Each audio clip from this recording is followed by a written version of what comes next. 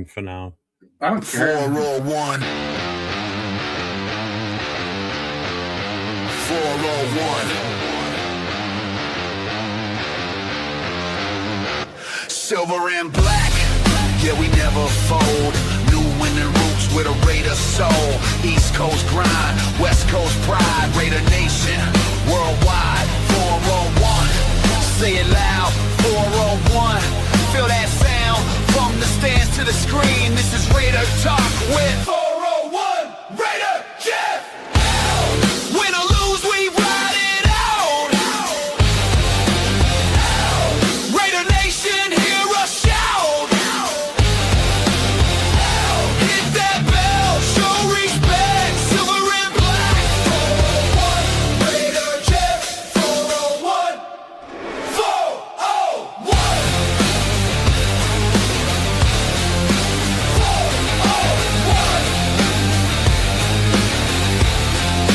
401. Good evening, ladies and gentlemen. Welcome back to this is Raider Nation Voices. This is going to be a new show on Saturday night, and I have a new co-host. It's going to be myself and my main guy over here, Mr. Jason Downs, Raiders First Downs. So what we're going to do is we're going to do open phone lines for Raider fans on Saturday night. So I have my No Huddle on Friday night, which is open to all fans of all 32 teams in the NFL. This show tonight is strictly for the Raider fans to call in with their personal takes on the team, what's going on, what's new, do you like us, who's better looking, Jason, myself. I know it's me, but thank you. So the phone line's not open just yet. So we're going to talk a little bit here, him and I, and then we will open up the phone lines. But when we do open the phone line, just keep in mind there's going to be other people trying to get in, so try and keep your takes within a couple of minutes quick, and then we'll move on to the next person. So, but Jason, how you doing, brother? I'm doing good, my friend. Doing good. Saturday night. Got something a little brewing here, a little fire. You like fires? It's been a while since you and I have done a show together, though. Well, hey. It was bound to happen. Yes, it was. Yes, it was. Let's check in. Let's see what we got with us. I know Nabman's here. What's up, Nabman? Bueno is here. What's up, Nabman? Rorschach is here. Rorschach? Who else is here? I knew I saw someone else pop in. AO's here. Yeah. Anthony. Eric Bell is here. Jeff, you talk too much. No, I don't. Nah. You have no idea. You ought to be on the phone with them. Hey, listen. Yeah, you're right. This coming from the guy Eric who leaves me. Kettle pot. Huh? I'm the pot calling the kettle black on that one. Yeah. This and Eric saying I talk too much. This is a guy that leaves me like 3-minute Facebook voicemails or voice messages. Cool Kev and Just Raider baby. Oh, what's up, Cool Kev? What's up, Jay? So obviously big nose is right here. Big news today in Raider Nation. Rob Leonard is now our defensive coordinator. Jason, what do you think about that? I have two thoughts on that. Number one, I think it's really safe. He's already in the building. He's already dialed in. Okay. But the only negative I have to that is, are they trying to accommodate a certain person? Oh, gee, who would that be? I don't know. Maybe the chat might know. Does he happen to wear number 89? No, 98. I'm looking at it backwards. You're right. So it's 98. Okay. Yeah. Mike, hold on. I got to do my promo. This guy runs on Duncan. When you don't want to be a drunken, get you a Duncan. Duncan. Yep. Let's see. He doesn't take fuck you. I take your calls. You just don't call me. And now you've got your chance tonight to call in, Eric, and say your piece, because I know you've got something to say about Leonard because he left me a message about it today. Mm-hmm. So I know what that's all about. Jay, what up? A good show earlier. Yeah, that was a good show, Jay. I listened to a good chunk of it. I was upstairs with the kids. We were playing board games. Then we had dinner. My son made fresh raviolis. fresh Ooh. pasta. Well, we bought him a pasta press for Christmas. He loves cooking. So any chance he gets to cook, that's fine by me because his food, he's good. He's really good at it. So Yeah. there's no voicemail. Well, there is one voicemail left over from last night. Jack called in late in the show last night, but I was already getting off. So Way to go, Jack. we'll play that. We'll play Jack's phone message. But so I are they doing it to appease him? Maybe. I don't know. Oh, Duncan's here too. What's up, Duncan? What's up, Duncan? I don't have a problem with them taking him as DC. I know initially I'd said I don't want any coaches left over from the past regime. I want all new, fresh start. But the other way, the other way you got to look at this too. We were the last team to hire a head coach because the guy we wanted was obviously made it all the way to the Super Bowl, won it, and then we had to wait another extra day because can't do it on Monday. We had to wait till Tuesday. So yes, we are behind a little bit here on hiring position coaches now. And DC was the one that I wanted us to make sure that we take care of first because by default we've already got our OC in the house with it being Kubiak. They can name anybody as OC. It's just a figurehead basically at that point because he's the one that's going to be running the show. I'm okay with Leonard, to be honest with you. If they're doing it as a move to keep Max by just giving him the position, if that's their reasoning, that's stupid. I think that's a dumb move if that is eventually what comes out. But I think that they're being smart about everything they're doing this season so far. That I don't see that that's the case. I think it's the case that he's been in this league a long time. You know, people think he's, you know, just a short term coach. He's only been in the league for a couple of years. He's been around for a while, and he's been around a lot of good coaches too throughout his career. Yeah, I'm glad you just said that because it just dawned on me. He was actually linebackers coach for McDonald when McDonald was in Baltimore. Yep. So that's actually where he got his start, I believe, right? Well, that's his hoorah that got us to bring him to Vegas. And his forte is actually linebackers, not D line. He's actually more of a linebackers kind of guy. It's just we had AP as the linebackers coach, him as the defensive line coach, and it kind of swished back and forth.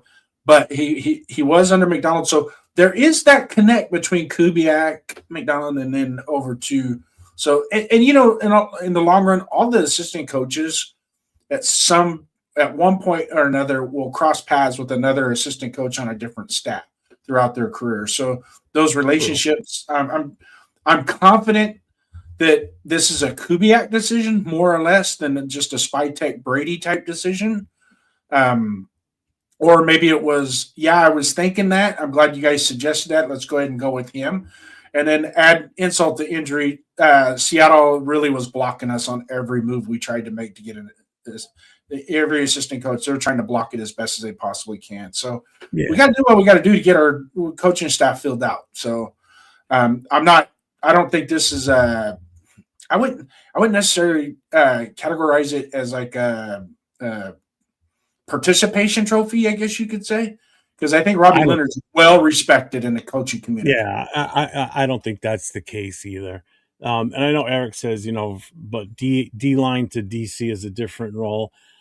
I mean, you got to start somewhere. But I mean, in all honesty, you look at how the defensive line has been the last few years. It's been not bad. It's been fairly decent. I mean, look what he's been saddled with for the last 3 years. He's had Tyree.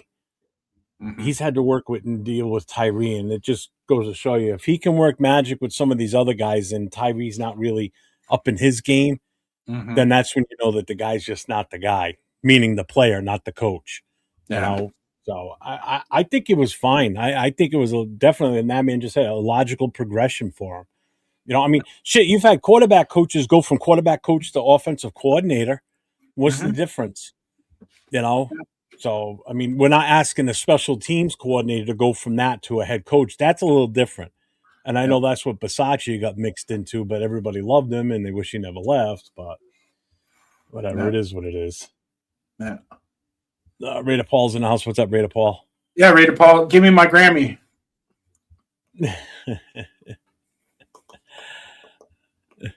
You know what? I don't even have that in here. God dang it. Yeah, your media assets on this channel is Yeah, I all. just added this studio to here today, so I don't have it in here, but I will in a second. As soon as I find it, I can find where it went. Um, we can listen to. You know what? I'll deal with it later. Fuck it. Um, yeah, no Raiders call out tonight. Unfortunately, it's not going to happen. I don't have it in here. Um, oh, Pigs is here. I called Rob to DC recently on 805 Show City. Would interview him and like the fit. Yeah, I'm fine with it. I think a lot of it. I think a lot of us, because they did retain him as some of the coaches they were keeping, and when I saw that, I was like, "There's something brewing there." And that conversation had to be made when they interviewed Kubiak the first time. That this is some of our coaches. Are you familiar with them? That's going to be part of that interview process. And Yeah. so I would venture to say that it's all the check boxes are there as who's signing off on it, and it's just not a we're going to make you take him as our defensive coordinator type situation. So. And also his point to loyalty, which is a good foundation. True. In most cases, but the last regime was not. And mind you, I don't think Robbie Leonard was the bad part of that regime. I just think he was handcuffed. That whole defense was handcuffed last year. Really, the whole coaching staff. So I wouldn't be surprised if Brendan Carroll wasn't running some defensive practices just because he's daddy's boy.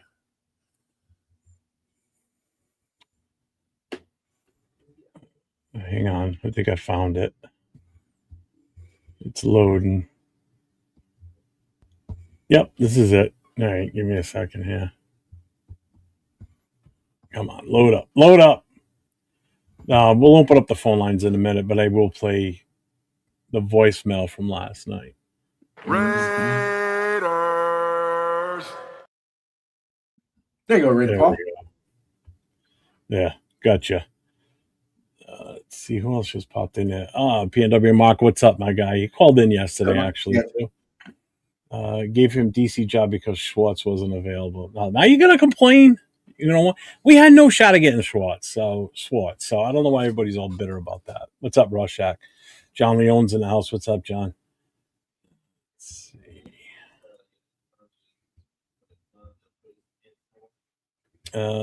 Jacob asked, "Can you guys confirm that Kubiak is the one hiring his own coaches?" I think he is, because there's going to be guys that are going to be possibly coming in from Seattle anyway.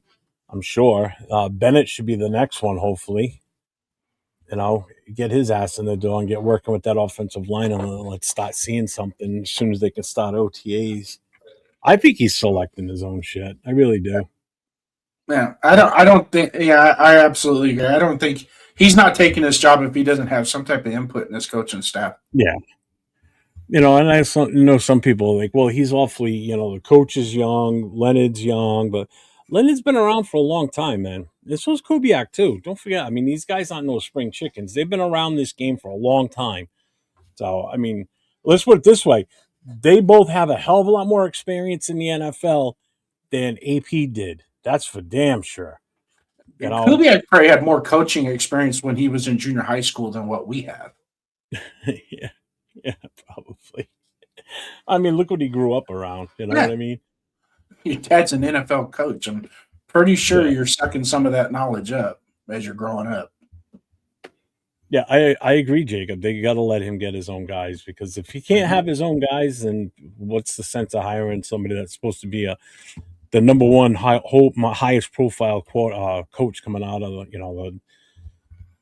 as an assistant or an offensive coordinator? He's a collaborator. He has to in order to make the Brady relationship work, but he's having lots to say. I'm sure he does, man. All right, so let's play this voicemail. I'm dying to hear this one. Jack Kenna, folks. Jeff, hey, what's up, brother? Jack. I won't spend a lot of time here. I know we can talk for hours and hours and hours. And salute to everyone in the chat, salute nation. So what do you think at DC? Who do you want? Who does the nation want? Love you, bro. Have a good night. Could you hear that? Yeah. Okay. I wasn't sure if you could hear it. So, I mean, that's what he was asking last night. And here it is 24 hours late, not even 12 hours after that, they announced it today. Um, so, I mean, he was even asking the question last night, who I would be interested in. To be honest with you, before they hired Leonard, I really didn't know who I would want as a DC. I kind of figured they were going to give him an interview. I think they were going to give him an interview no matter what, which they should have.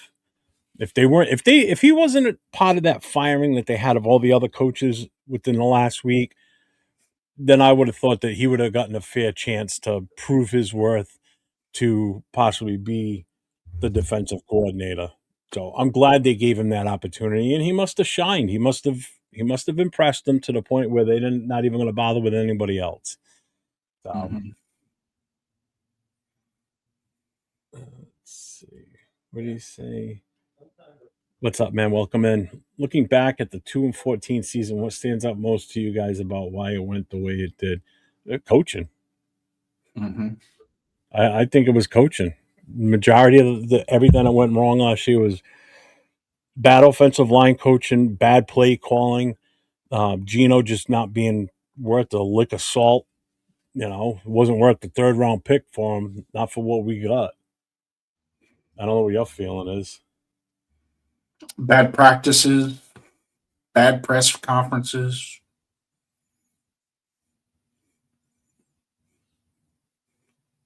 We were doomed the moment they were hanging the jerseys up in the lockers pregame. Yeah, right. I knew you meant 3-14. That's why I didn't say anything. I never really seen Schwartz as an option since he was still exactly. This is a hire I'm glad I was wrong about. See what's up, Daniel Berry. Welcome in, man. All around bad product last year. I mean, there's so many different ways you can point the finger last season. All right, Jason, we're gonna open up the phone lines. You ready? Let her rip. All right, everybody. So there's the phone number. It's scrolling on the screen. You see it right below our names. It's 401-830-9189. The phone lines are open. So feel free to call in. I'll ask you your name and give us whatever it is you want to talk about, and we'll go from there. So, my part in this, you don't have shitty takes. What's up, sir? Who am I speaking with? You're on with 401 Raider Jeff and Jason First Downs. What's your take?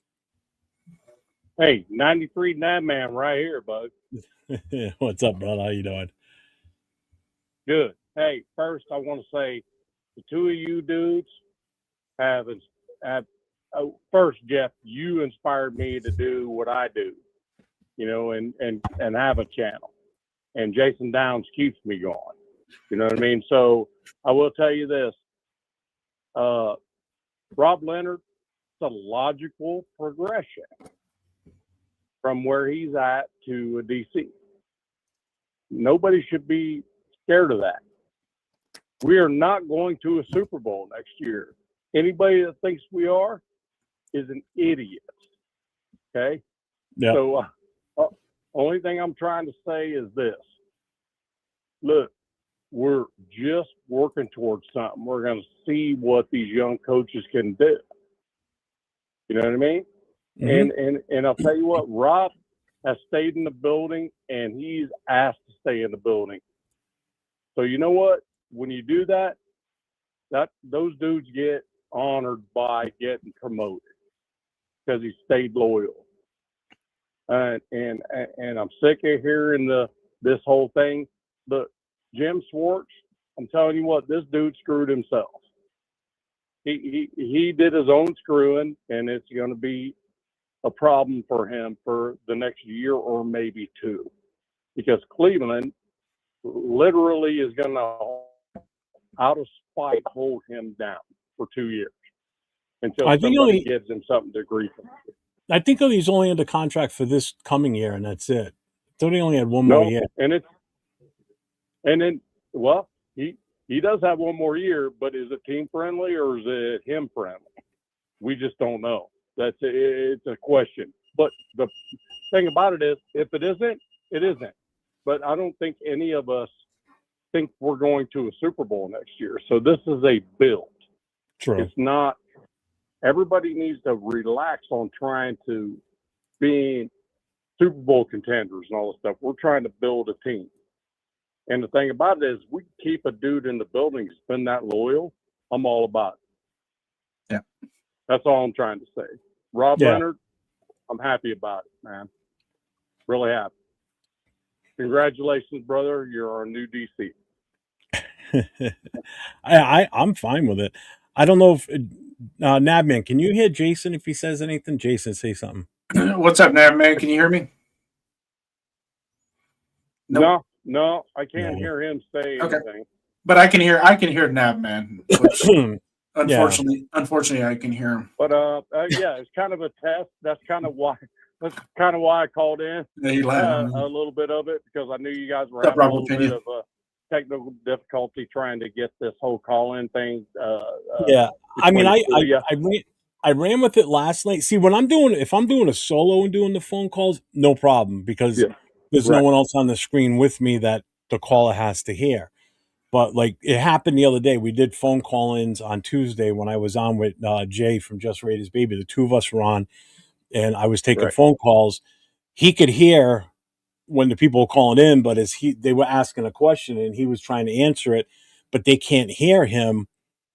And, they end up talking over him. So it was just kind of a pain in the ass. And you really don't want their YouTube playing in their background because then it starts that feedback, echoey shit. And then it just distorts everything. So. Absolutely. I'm with you. Yeah. And that's a unique blend. I'm not even to that level.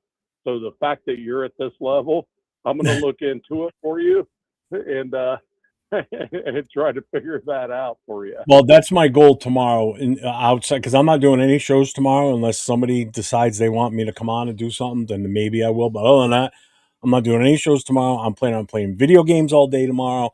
And first, I'm going to get up and I'm going to troubleshoot the crap out of this and try and figure this out tomorrow. So you may see me pop on lives here and there as a test, but that's all I'm going to be doing. Give me a holler. All the families leaving tomorrow. They're headed back home. So give me a holler tomorrow. I got nothing else to do, and we can troubleshoot this together. All right. Yeah, we'll work on it for sure. Just hit me on the old cell phone. All right, not a problem. Just text me whatever. Yeah, I got your number. If you don't have, I'm pretty sure you have my number. If not, yeah, I Jason do. Does. I do. Okay. All right, brother. All right, thanks, man. Have a good show, man. Love you guys. You guys do great stuff, man. Thanks, man. Appreciate you calling in. All right, peace. Later. What's up, Rosetown? That's a pretty balanced take on the Robbie Leonard thing. I mean, I think so. And I'm in the same boat. It's a lot of people have said he's cut his chops already. He's due for that next step. So here you go. Then now it can. It can't be any worse than what we've had, right? No, no, not at all. Let me see here. Well, phone lines are open again, so feel free to call in. Yeah, dial that number. It's right here on the screen. Look down there right below us, 401-830-9189. Have a take, don't suck. Because if you suck, you get hung up on. Bye-bye.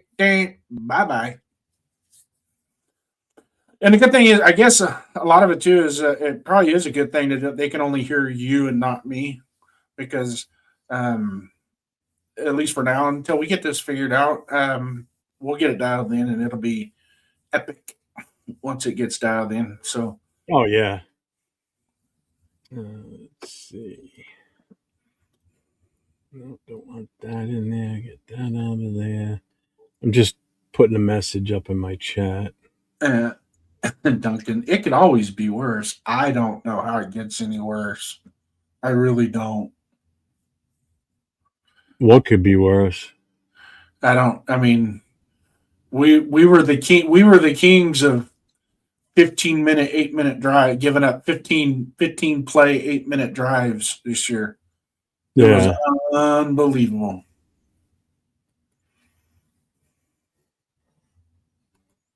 Here we go.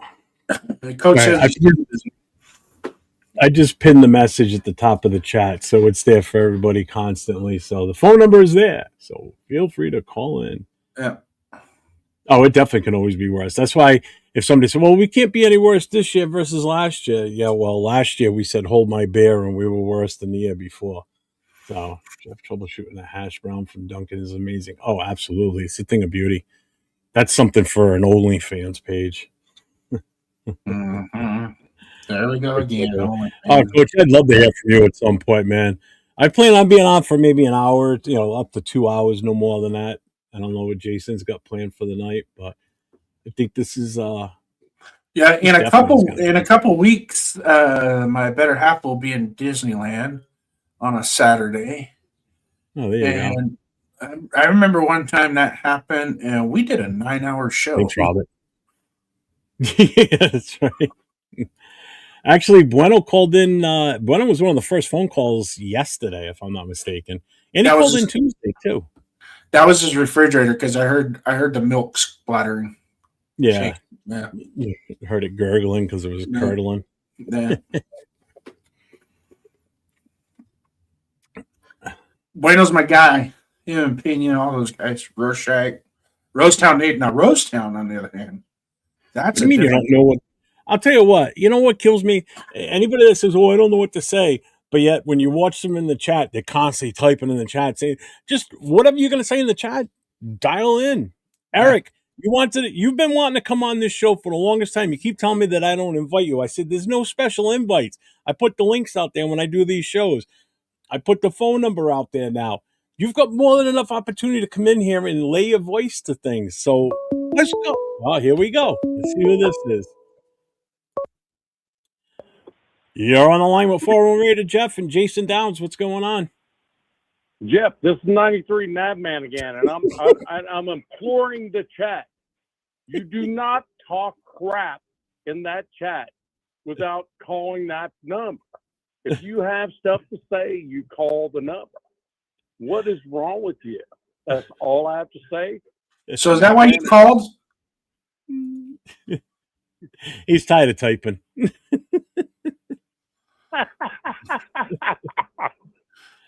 Yes, call Mark the number if you want to talk some crap. That man's got a pocket full of quarters. He's been calling all night. Yeah, right. Yep. He found the only payphone in freaking Tennessee. Yeah, it's the only payphone. I'm calling from a payphone for crying out loud down the street, next to a river, next to a bank. Hey, ask him if he's going to call collect next time. Rosetown says block nav. Okay, denied. I got you. Okay, Rosetown. Congratulations on that one. Good one. All right, man. Peace out. Later. And just a little public service announcement. All of our calls are monitored for quality control purposes. Really? Oh, I don't know where, but well, they're memorialized on YouTube. Which one is? We'll flash back 6 years down the road and pull this episode up and go, God, what were we thinking? Let's see. Oh, Marcus Banks is in here. What's up, Marcus? How you doing, brother? Yeah, Marcus. Salute, brother. Again, the phone number is here, folks. It's 401-830-9189. Call it up. You will not be doxxed. Your information will not show up on the screen. All that shows up is your voice. Yeah. The only one that knows what your number is me. Don't worry. And I don't know the number. I won't be calling you prank in the middle of the night going, hi, hello. I'll keep it serious. Maybe. You know, I got a crank call the other day, and that sounded similar to that crank call I got. No, it wasn't me. I guarantee it wasn't me. It was a spam call. What's up? What's up, Brandon? What's going on? Penny should call and do a burnout over the phone with his new toy. Yeah, there you go. That's a nice car, man. Beautiful I car. know, I saw it. Only accelerator would be doxed. Yeah. Robert, what's up, man? What do you think of the defensive hire? We've been talking about that, and I'm okay with it. Yep. I know some people supposedly have issues with it. I don't know why. I mean, you got to take a chance on someone every once in a while, man. And if it works out, it works out. If it doesn't, Yeah. meh. I mean, what are you going to do? You know, we can't hit on everything. You know, no batter in the history has ever batted for 1,000 consistently and ended their career batting for 1,000. You know, No. so I mean, if we hit on this one, that's a fucking beautiful thing. Who knows? I mean, he could be one of the next great defensive coordinator minds out there. Who knows? You know, You got to remember, some of the great ones got their start early on. Big Yeah. Fangio, those guys, they had to start somewhere. I'll give you a perfect example. Just within our team, you took a guy that was a linebackers coach and made him the head coach of the Raiders. And as everybody knows who that is, Mr. John Madden. He was a backers coach and came in and took over as the head coach. He went from a position coach to the head coach. And how'd that work out? Not even from, he didn't go from linebacker coach to defensive coordinator. He went from linebacker coach to head coach. That's an even bigger jump. Nobody complains about that, you know? So, you know, Tom Flores, he went from an assistant. Oh, what position coach was he? Was he the quarterback's coach before He was actually the offensive coordinator in Super Bowl 11. Okay, but still, all right. So he was the offensive coordinator, moved up to head coach. So that was two coaches in a row that went from either a position coach or a coordinator right up to head coach, and they both had success. Mhm. I mean, it happens. It can definitely happen. It's happened. Look at Chicago. You know, they go and hire an offensive coordinator, becomes a head coach, and boom, he's turned that team around in 1 year. You know, so I mean, it's definitely a possibility. Yeah. 383 stroke of 700 horsepower, 5-speed, 700. Damn it. You got 700 horsepower out of a 383 stroker. That's insane. That thing got a blower on it or something too? No, you can do it. It's not.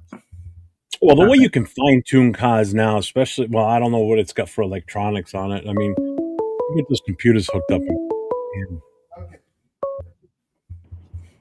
You're on with 401 Raider Jeff and Jason Downs. What's your name and what's your question or your statement? Rorschach's Journal, 2026. No, I was just kidding. I did that for Bueno, my brother Bueno. Jeff, Jason, salute to you guys. Obviously, people are scared to call in, but I guess some of us mods are not. Look, let me just get a few things off my chest. I see a lot of yours, people sir. saying, oh my God, we hired Rob Leonard and it's a bad promotion. Look, listen, guy hasn't even coordinated one play yet. Relax. Kubiak has done his due diligence because Leonard has also been under, what's the head coach's name in Seattle? I forget his name. McDonald. He's been under his staff. He's learned from him. He's learned from, he was in Baltimore. He's learned from Patrick Graham, which is hopefully he doesn't leave the middle of the field open. I doubt he will. But it's consistency for Max if he wants to stay, right? So he is hiring his own coaches because Spytek said he was going to hire his own coaches. The only reason they kept him and the other guy, man, I'm driving right now. So the guy that we kept retained, It was Joe Woods, Jeff. They kept. What's his name too? They kept him as well. Because he's also worked with Kubiak and with the Saints, I think. And people wanted that guy, and we kept him. They allowed they kept the ones they wanted, and they allowed them to interview for the job, right? So this guy must be, he's in the building. He got promoted. Obviously, they like something that what he wants to bring. Fine, let him do it. You can't just judge Jeff, you know, we're over 50 years old. You know Yep. what it's like, how it was in the old NFL, right? You know, we got to see a little bit of winning. Well, you got probably a little bit more than I do, but you know how it was, you know, for all that time, and you know, coaches come and go, players come and go. You know, it is what it is. But Yeah. as far as this Max thing is concerned, this is on Max. Jay Glazer's one of his friends. He was pissed because he got sat down for 2 games. Dude, they're saving you from your own self. And what are you going to play for with those 2 games when you probably weren't going to even win them anyway? Yeah, we won the last one because, you know, Kansas City, they had a quarterback that was freaking, you know, doing something else. You know, whatever. You allowed that. You co-signed it for him to speak about that. This is a bit, you got to lay in it, bro. We all go through that. You want to say something, and it comes back to you, and it haunts you. Now you don't want to answer questions. Well, you're going to have to answer questions until you put an end to it. Yeah. Plain and simple. Well, You know, it gets frustrating. Go ahead. my thing with the whole Glazier thing is what gets me is, and I said this the other day too, is Glazier comes out and says what he says, okay? But yeah, how fast was it that Max came out and disputed that? It wasn't that night, wasn't the next day. It wasn't until like 2 days later, once it was all over the place. Because as soon as he said it, you know that everybody took that and ran with it because it was out there immediately. But it took him that much time to come out and be, you know, say what he said against it. It's like if somebody says something, like if Jason were to say something about me that I know is not true, guess what? As soon as I hear that he's mentioned that, I'm coming out and I'm going to start telling people my side of the story. I say that's absolute bullshit. I'm not going to delay, because the longer I delay it, the more people are going to believe that that's the truth. Nah, it's not true. It's not true that he wears women's underwear. That was totally false. The generation we come from. You that in confidence. This young generation, they're all over Twitter. I don't do any social media whatsoever. Period. I think like what it had the water boy, that's like, you know, the Devils, whatever. I don't deal with none of that. I watch you guys. You know, I only mess with some shows. You know, and I come on yours. I talk to you personally behind the scenes, and you got a lot of respect for me, man, because of what you do and how you're able to just talk to anybody and give them a platform to speak. And, you know, you take somebody else's, not criticism, but there's another word I'm looking for. I just can't think of it off the top of my head, but like I said, I'm driving. So, you know, you're able to, hey, give me a call. We'll talk. Like I said, that conversation I had with you not too long ago was like over an hour. Yeah, and, dude, we were on the phone for like an hour and a half.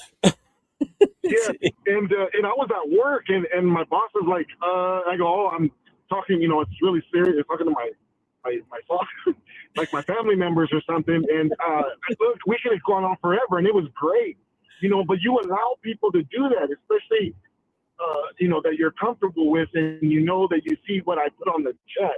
Yeah, most of the time it's goofy stuff that people don't laugh, but you know, when we have takes, we have takes. Look, takes. And your opinions are not facts. That's period, point blank. We say what we say, and it's not etched in stone. We have no control over what they do with Max now. Max did this. No. If he wants to come out and say, hey, you know, I'm done. No, I'm not going anywhere. Point blank, period.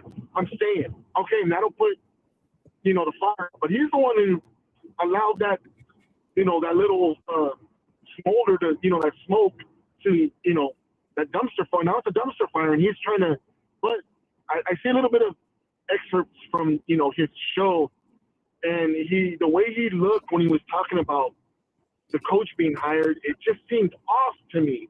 He wasn't excited. Look, I get it, man. 6 or 7 head coaches since you've been here. But, see, that's the thing with Mark. You know, they're all like, Mark needs to sell the team, whatever. At least he's throwing money at it. He's trying to get it right. He just said it in that press conference when Nick talked to him. I'm trying to get it right. I know what I don't know, but I'm trying to get it right. Dude, he's still paying other coaches. Look at all the other coaches he paid off to get him out of here. I just saw, I think it was on Instagram today or maybe Facebook. all the past coaches that we've parted with, including Kubiak with his contract. So it's 16 mil for Kubiak or Kubiak. And then you add up all those other ones. Thank God, because it's over $100 million that Mark Davis has to pay out in coaches that have been fired or let go or quit or whatever, plus what Kubiak is now. Thank God that shit don't come off the salary cap, but that comes out of his pocket or the team's pocket, not off the cap. Because I'll tell you what, if they ever consider putting coaches' salaries part of the cap, then you're going to see teams stick with a coach longer than they should in some cases. Or they're going to just say, bite the bullet and say, all right, let's stick with this guy. That would actually, in all honesty, that would help some teams to have that consistency going forward. You know what I mean? They wouldn't look at it after 1 year and say, oh, this guy only went 2-14 or 2-17 or whatever, 2-6. Kick his ass out of here. Let's hire a new coach instead. Thank God that's not part of the salary because we'd be screwed. Yeah, well, I mean, I really don't think it would do anything with us because Mark can pay that. You're talking about the other teams that are not, what, like I said, money wise. Look at the Bengals, man. Look how cheap he is. Theirs are kind of, some teams are just in it just to have. But Mark is trying to do it, man, and I give him credit for that. I mean, I don't like every decision that he makes, but at least he stayed out of this one, right?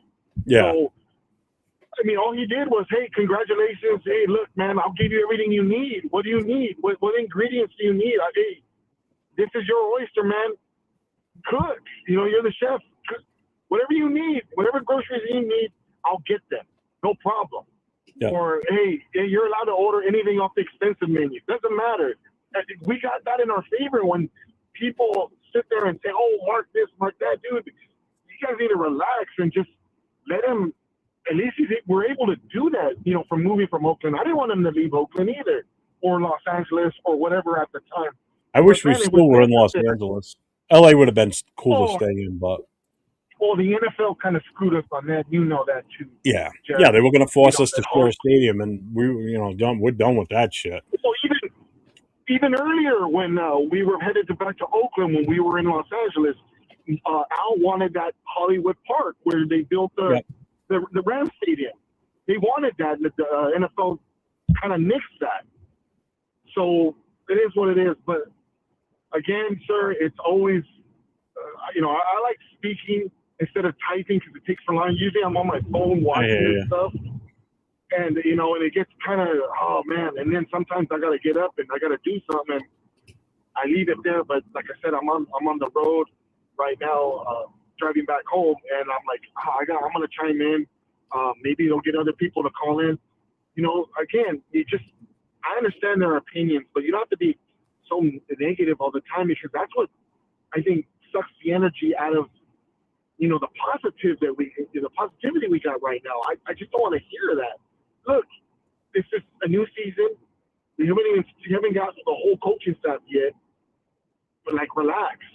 They're doing their due diligence, man. The way we did it and waited for him to be our head coach is the exact same way he's doing it to bring in coordinators. He's bringing in teachers, man. You're going to see a difference right away. We're going to actually be able to compete, to play hard and all that. But the wins are not really going to come because it's going to take some time. I'm willing to go through that. I am. I'm hyped like we were last year, and I kind of after the second game, it kind of just fell to pieces, and I'm like, here we go. And I knew it after the second game. I go, this is going to end badly.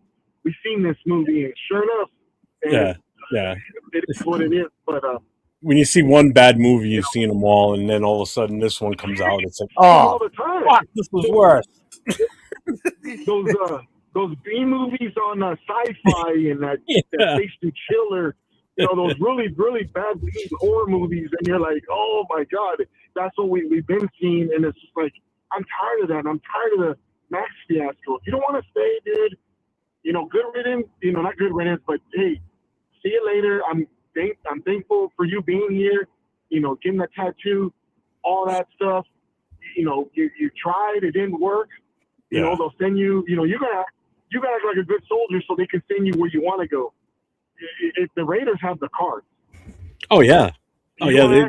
He's got no. I'm sorry, but he should not have any decision on where he goes. It's to whoever gives us the biggest return for him.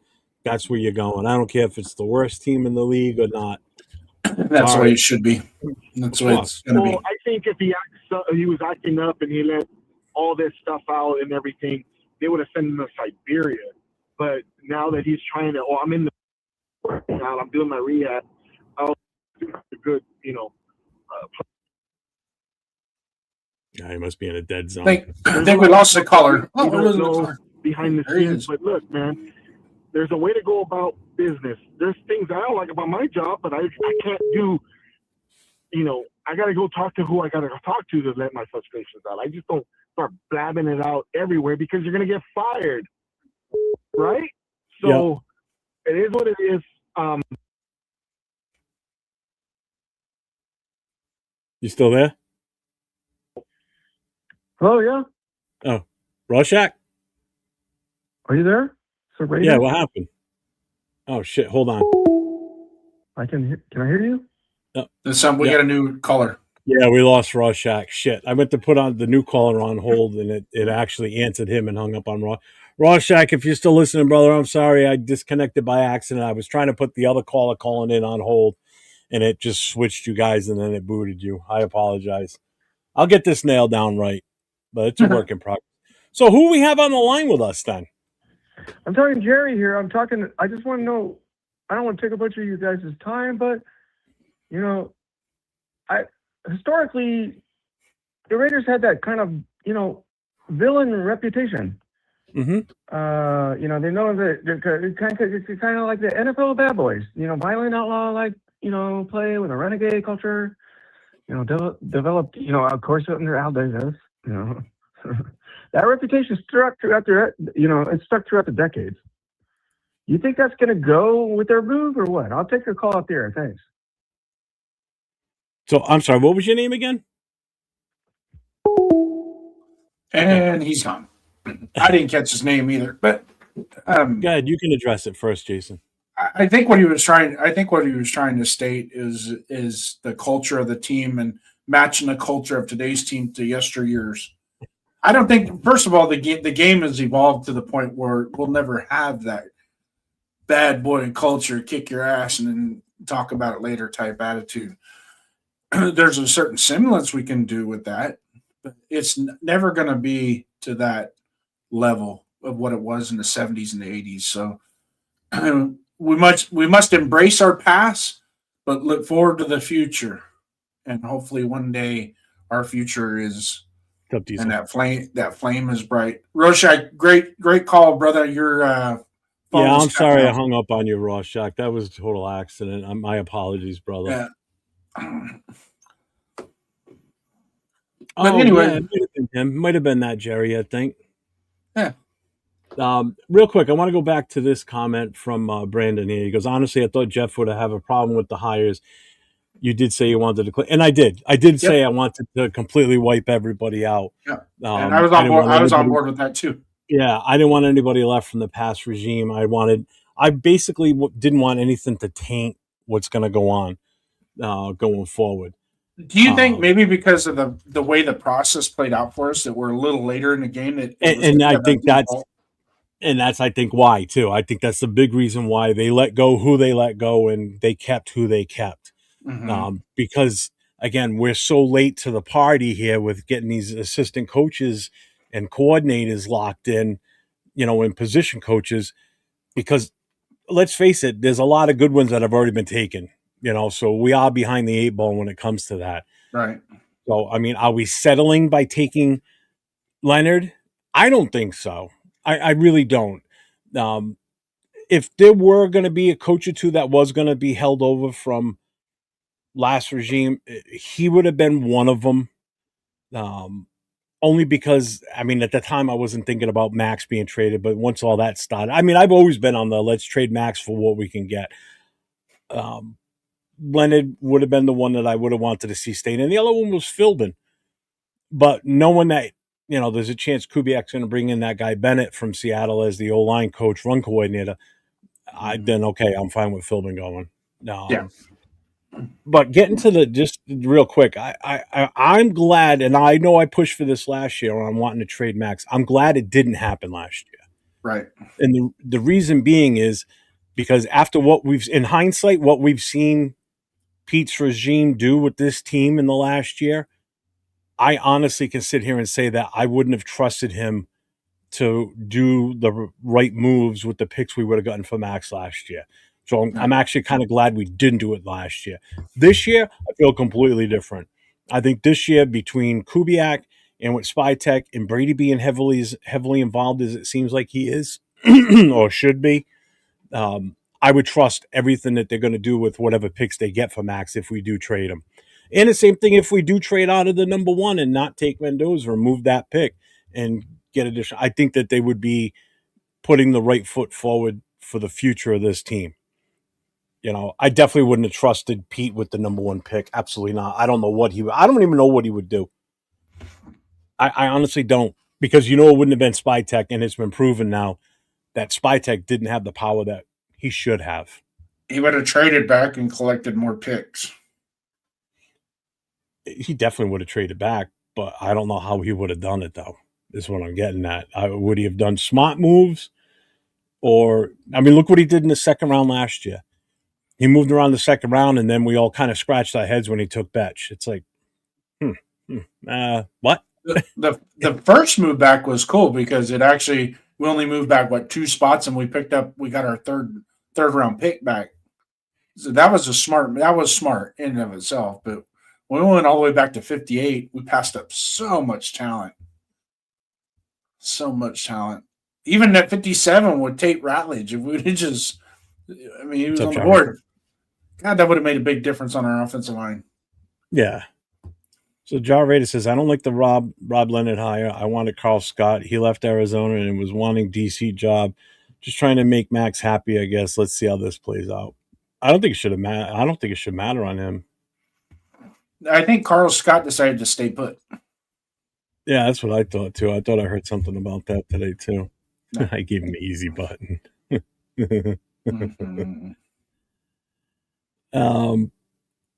Let's see. Don't forget, phone lines are open, everybody. It's pinned at the top of the chat. But the phone number is 401-830-9189. So feel free to call in. You speak with myself and Jason. No. Keep in mind, if you are on the phone and Jason does respond to what you're talking about, you're not going to be able to hear him. It's not set that way just yet. I'm still troubleshooting it. We can still work around it by me relaying the information to Jeff. Yeah. But for the most part, I'm just going to stand back and wait for the close. So I'll just comment on the closures. They clean up most of all Pete's guys, the handful from a different regime. Yeah, true. But my thing was not only just the Pete regime. I wanted nobody left from even past ones like Deuce Gruden. Go away. Go away. It's already been here 10 years. Go away. Let's see. Where are we in the chat here? Mike Guerrero's here. What's up, my guy? What's up, Mike Guerrero? 2026, baby. Max for QB Jones in the first and second pick. No, not from the Niners.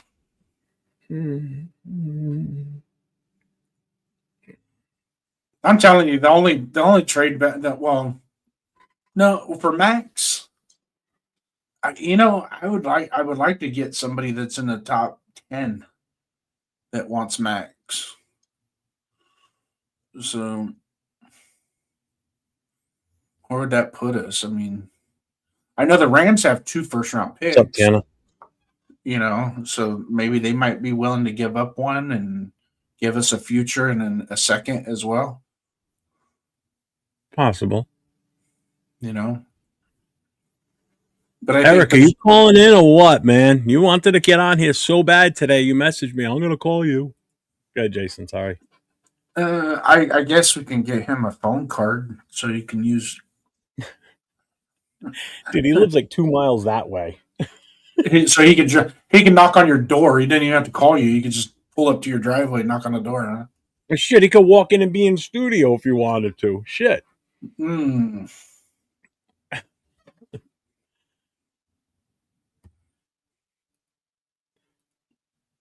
So, all right, let me ask you this then, Jason. Seeing as we've got our DC now, what do you think? Who do you think's the odds-on favorite for the OC?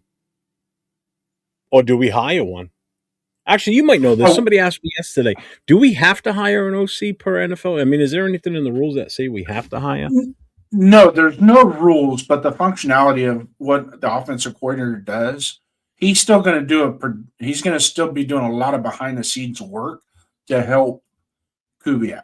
Kubiak cannot coach the team and run the whole offense himself throughout the week. Now, when it comes to the play calling and the game day situations, it's a little bit more fluid. But what you need that offensive, you still need that offensive coordinator to run the offense. You still need that quarterback coach. You still need that running back, the run game coordinator, the pass game coordinators.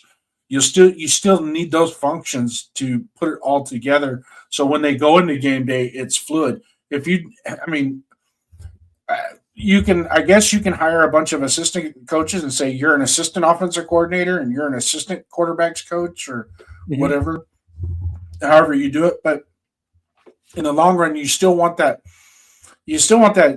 set hierarchy on down, because the offensive coordinator, believe it or not, under a coach that calls the plays is still pretty important. Just look at what the Chiefs did. They had a total failure with Matt Nagy this last year. So what did they do? They bring back Bieniemy. Because they're going to be the ones sitting in the meeting rooms with the offense and the quarterbacks and the running backs and the linemen and hammering out details, and then reporting it back to the head coach. The head coach still has to be part of the defensive side of the ball. He's got to be part of the special team side of the ball. So he's going to wear a lot more hats now. It's not, you just don't hire an offensive minded head coach and just assume he's not going to have any wherewithal to even participate on the defensive side of the ball. That's not true. They still participate. They might give full autonomy to the defensive coordinator.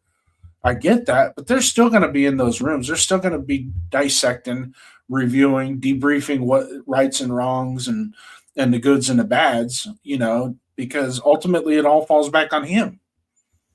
Yeah. Well, I guess what I'm getting at, though, too, is like I said earlier, the priority was getting a DC in here because, our head coach is the default facto offensive coordinator for right now.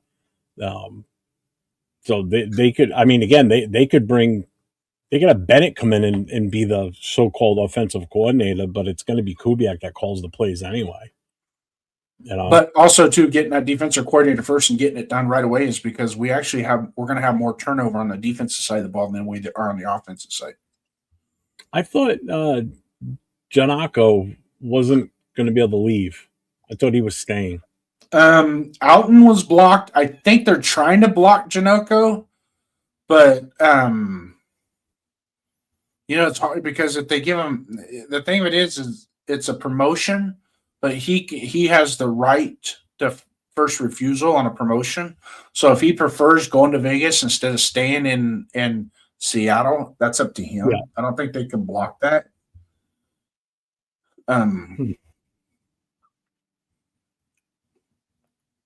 But he would be taking over a Super Bowl winning offense too. It's all turnkey. Everything's turnkey for him. I'm fine with that too if he comes here too. I just want Bennett here, to be honest with you, because like I said, RAIDER and he shared with me the stats on what he did with that offensive line, player by player, how much they increased overall production versus the prior year before he started with them, and it's impressive. So it's like, if he can do that with them, and he only does a fraction of that with what we have and how we were last year with this O-line, I think it's a damn good thing. So I'm all for it. And one of those guys was a rookie, and he was graded pretty high as a rookie. did a good job with the kid. So I hope that's the case. Yeah, if they block Bennett, that's Benton, that's gonna suck. Yeah. You know? I don't know if they can though. Well, it depends on how they if it's a lateral, they can. Oh, well, only from the coordinator standpoint. I thought it was even any position. If it's a what if they offer him like yeah, they can't offer him Because usually your position specific coaches are on year-to-year contracts. They're very seldomly are they on 2-year contracts or more. They're usually year-to-year. So, and then your coordinators are usually 2 to 3 years.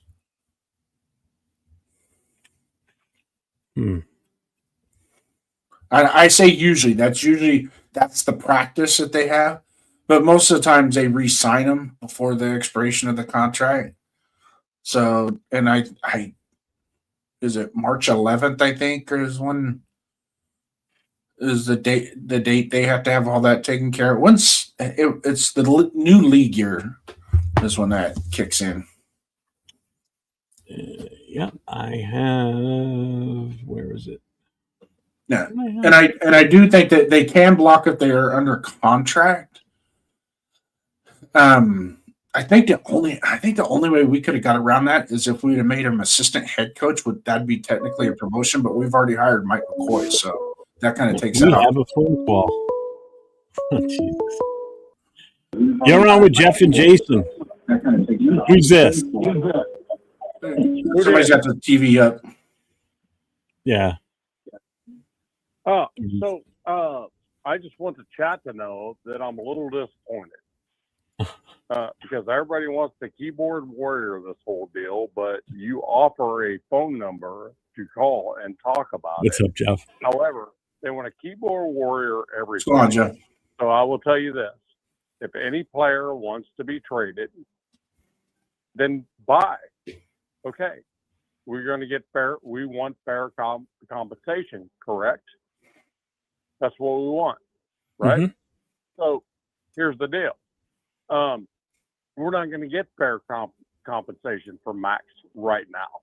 It's not going to happen. He's coming off a major knee surgery. And not many teams are going to do a 2 first-round picks, and a Pro Bowl player for him at this point. It's always in question. So you guys need to freaking relax. Calm down with the Max stuff.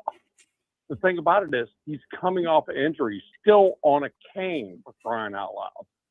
It's not you know what I mean?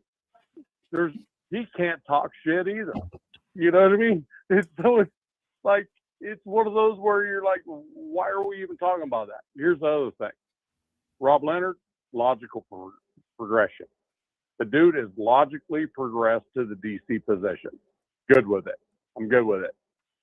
If anybody here thinks we're going to the Super Bowl next year, go ahead and remove yourself from the chat. That is not, I don't think that's what we're doing.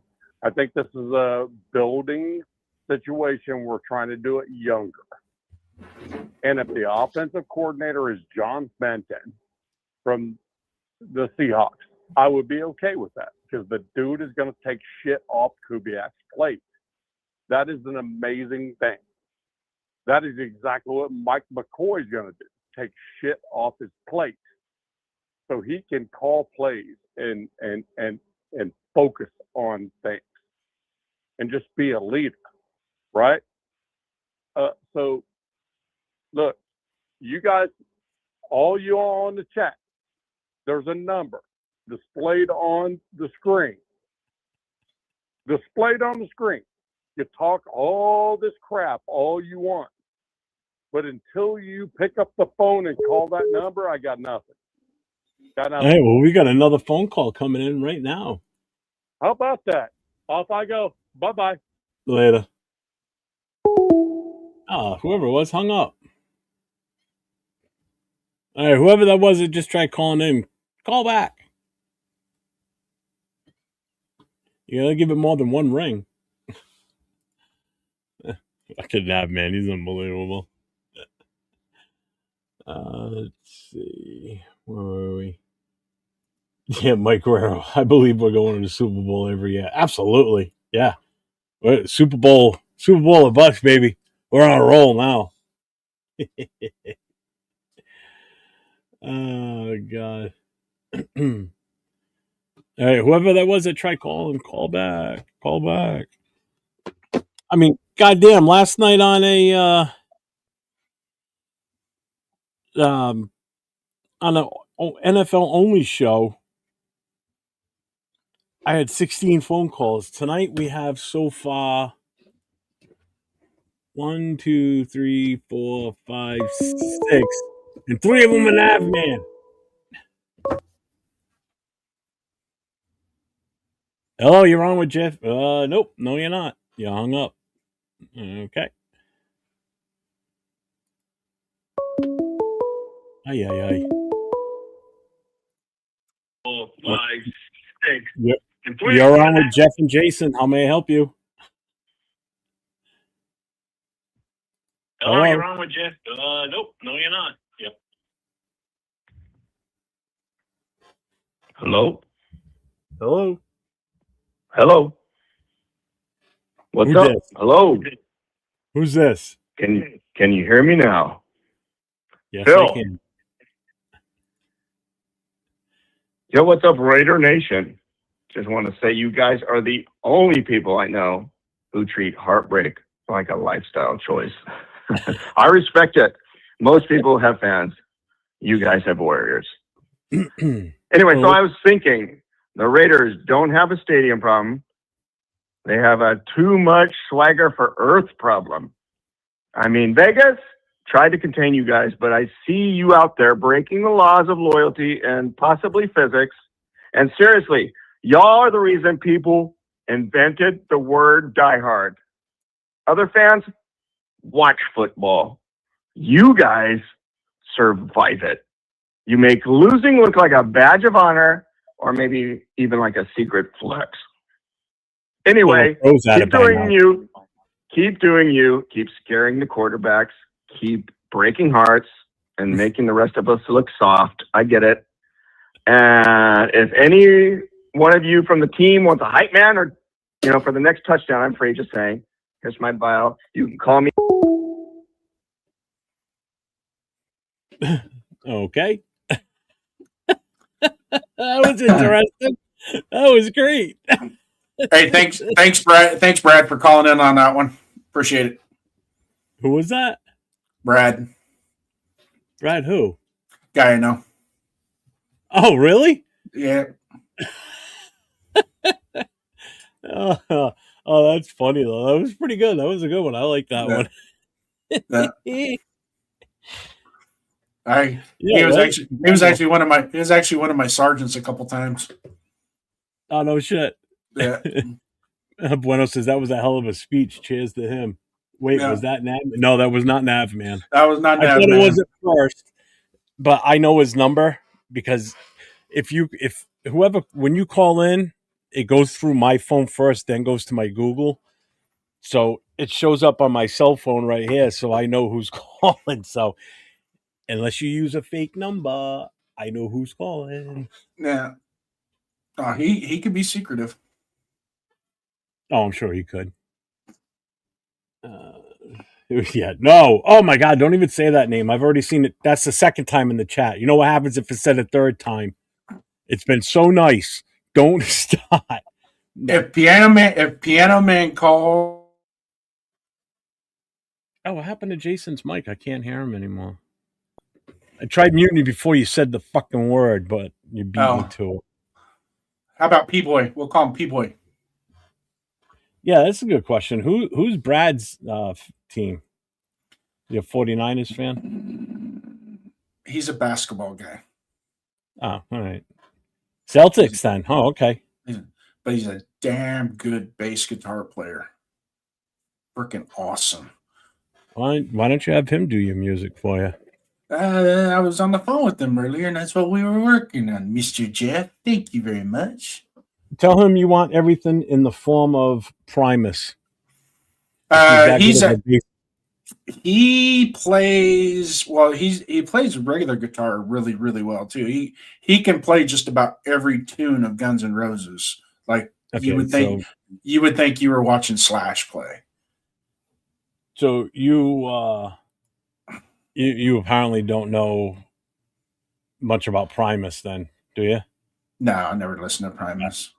So when I say to have him do it in the style of Primus, Les Claypool, who is basically the leader of that band, just him alone as a solo artist, he's amazing. He's a bass Mhm. guitarist, Mhm. and what Primus does is their lead guitar is his bass. That's their lead guitar. Oh, If okay. you ever listen to, you just got to listen to some of their songs, man. Yeah. It's amazing. It's Mhm. absolutely amazing what that man can do with a bass guitar. Holy crap. Mhm. He is absolutely phenomenal. You never heard of like Winona's Big Brown Beaver? Yeah. Have you ever heard of Now I know. Fox Soda? My Yeah, name is Steve? I know exactly who you're talking about. As soon as you say the song, I'm like, oh, okay, now I know. Yeah. My name is Mud. That's a great one right there. Just listen to the guitar riff on the bass from that one. Oh my god. Uh, Yeah. okay. I need to branch out Jerry is my. a race car driver. That's another phenomenal song too. I got to. I got to expand my musical catalog, I guess. I'm telling you, just Google Primus and listen to some of their songs, and I guarantee you'll be hooked on them. Especially if you like bass guitar. Uh, And I tried.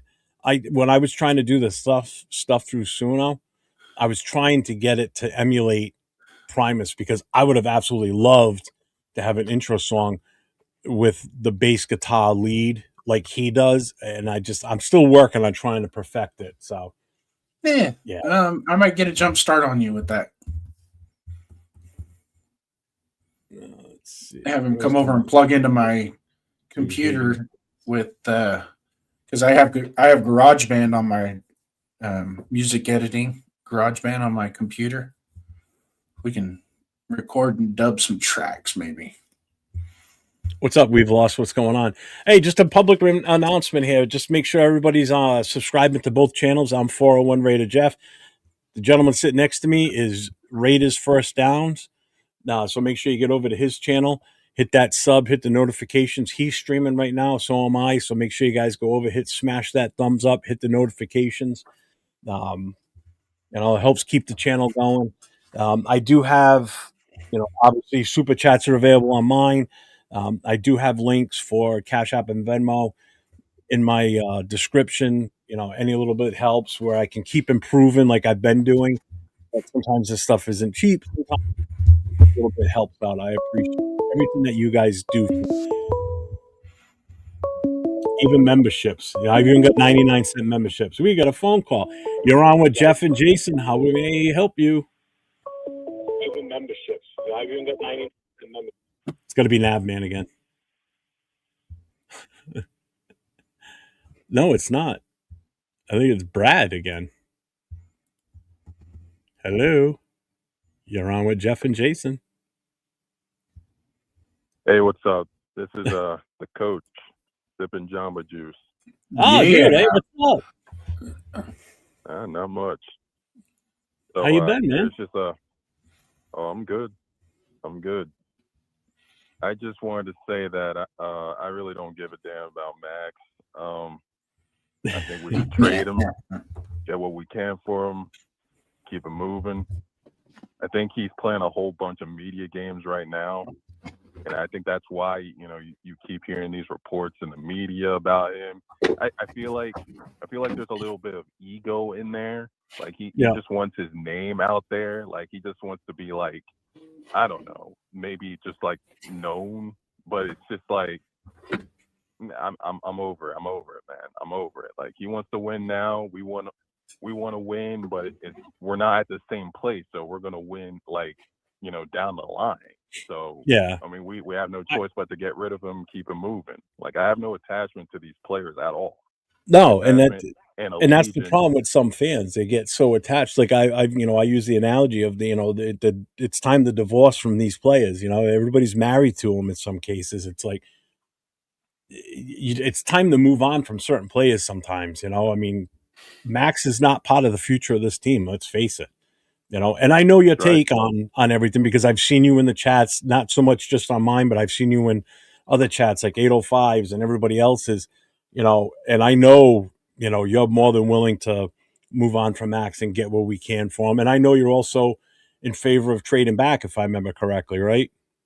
Yes, I'm in favor of Yeah. trading back and building the lines. I believe in a dominant a massive offensive line and defensive line. I want to be able to attack in the trenches, and I want a D line just like the Seahawks. I want a 4-man rush. I don't want to have to blitz.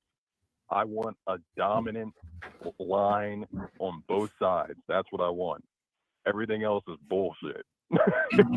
I just want just annihilation on the trenches. That's what I want. Hey, ask him, Jeff, if by trading Max, do you one think other we can thing upgrade real our quick before I defensive get off line here. just by doing that? We've had this problem with I will. opposing fans coming into our stadium, taking over. I think all of the Raider fan clubs and all that, I think maybe there's something that we can do as a nation to somehow maybe put some money together and buy up these seats and get some of these opposing fans out of here, because I'm quite honestly, I'm sick of it. I don't want these fans in our stadium anymore. So I think we need to do something. All Raider fans need to do something. Maybe donate some money here and there and build up a fund so that we can buy up all these seats and get these fans out here. I'm tired of seeing them. I want to do something different than all the other NFL's fans, where there's just maybe a very small percent of away fans. That's what I want to be able to do. I definitely get that, but real quick, Jason, because you can't hear Jason, but Jason did have a question to ask you. Do you think with what we're going to get back Tell from Jason Max? to get on a diet. Hold on. It took me years to get this What did being Jason beautiful. say? What'd you say, Jason? Say it again. It took me years to get this beautiful. He said it took him years to get this beautiful. Oh, wow. Years. No, what he wanted to know is, do you think with trading away Max, with the picks we're going to get back from him, we're going to be able to build the proper front defensive line too? It'll take some time. Yeah. You can't solve everything all at once. But I think we can get properly compensated for Max. Did that answer your question, Jason? Yeah, I was looking more along the lines of what the Cowboys did when they got rid of Micah Parsons, and their their core interior got better with Kenny Clark and Quentin Williams. Okay, So I get that. Doing something similar like that. Yeah. All right. So basically, what he's saying is, with how the Cowboys handled their trade with trading Micah Parsons to Green Bay and what they got in return with the picks, and then getting the guys that they got from the Jets. Who was the other guy they got from? Quentin Williams. Quentin Williams. How they went from just a pure pass rush with Micah Parsons. They now were able to stop the run, and the defense, unfortunately, was weird. You get rid of one of the better players in the league, and you you replace him with a defensive tackle that is actually stopping the run, and their defense got better throughout the rest of the season going forward, which is weird. That was unusual. So that's kind of what he's getting at is, we're making this change of, if we lose Max, we lose that pass rush specialist, that edge rusher. But if we can pull in a top defensive tackle like what the Cowboys did and actually have an effect in the run game more than what we're already doing, I get it. That makes sense. I get that. I guess he's asking if you think that would be a possibility. I don't know. That'd be different. That depends on who our suitor is for him. Yeah, it and what depends. they offer. And we also got to see what we have. I mean, I'm not relying on them, but they might be good backups. But we got to see what we have with the D tackles we got last year. See, I got faith in Booker. I think Booker wasn't that bad last year. I thought he was a nice addition. You He know, was spotty though, Jeff. Well, he was. yeah, He was we'll see spotty. what we got. Yeah. Out of all of them, Tonka was Yeah, pretty that's steady. all that I had to say. Yeah, it was good getting on here, talking with you guys. No, I appreciate you hopping on, man. That's awesome. I figured this is just another way because you know what it is. A lot of people don't want to get on camera, and I get it. You know, maybe doing the phone calls is an easier thing, so made that transition now to that. So I mean, I'm still, if people want to come on, I'll still drop the link if people want to come on with us. But if we're taking phone calls, they have to just have understanding that the callers come first at that point because Yeah. But All right, this is man. fun. I like this. Oh, yeah. Hey, tell Coach thanks for calling in. And Jason said thanks for calling. I got a in. gift. I'm going to send him a gift package. See you, Jason. He said he's going to send you a gift package. I'd be worried. All right, send fruit. Send fruit. Oh, that was cool. Thanks, Coach. Thank you very much for calling in. I appreciate the phone call, man. That was awesome. Between him and Guerrero and Bueno, I don't know who.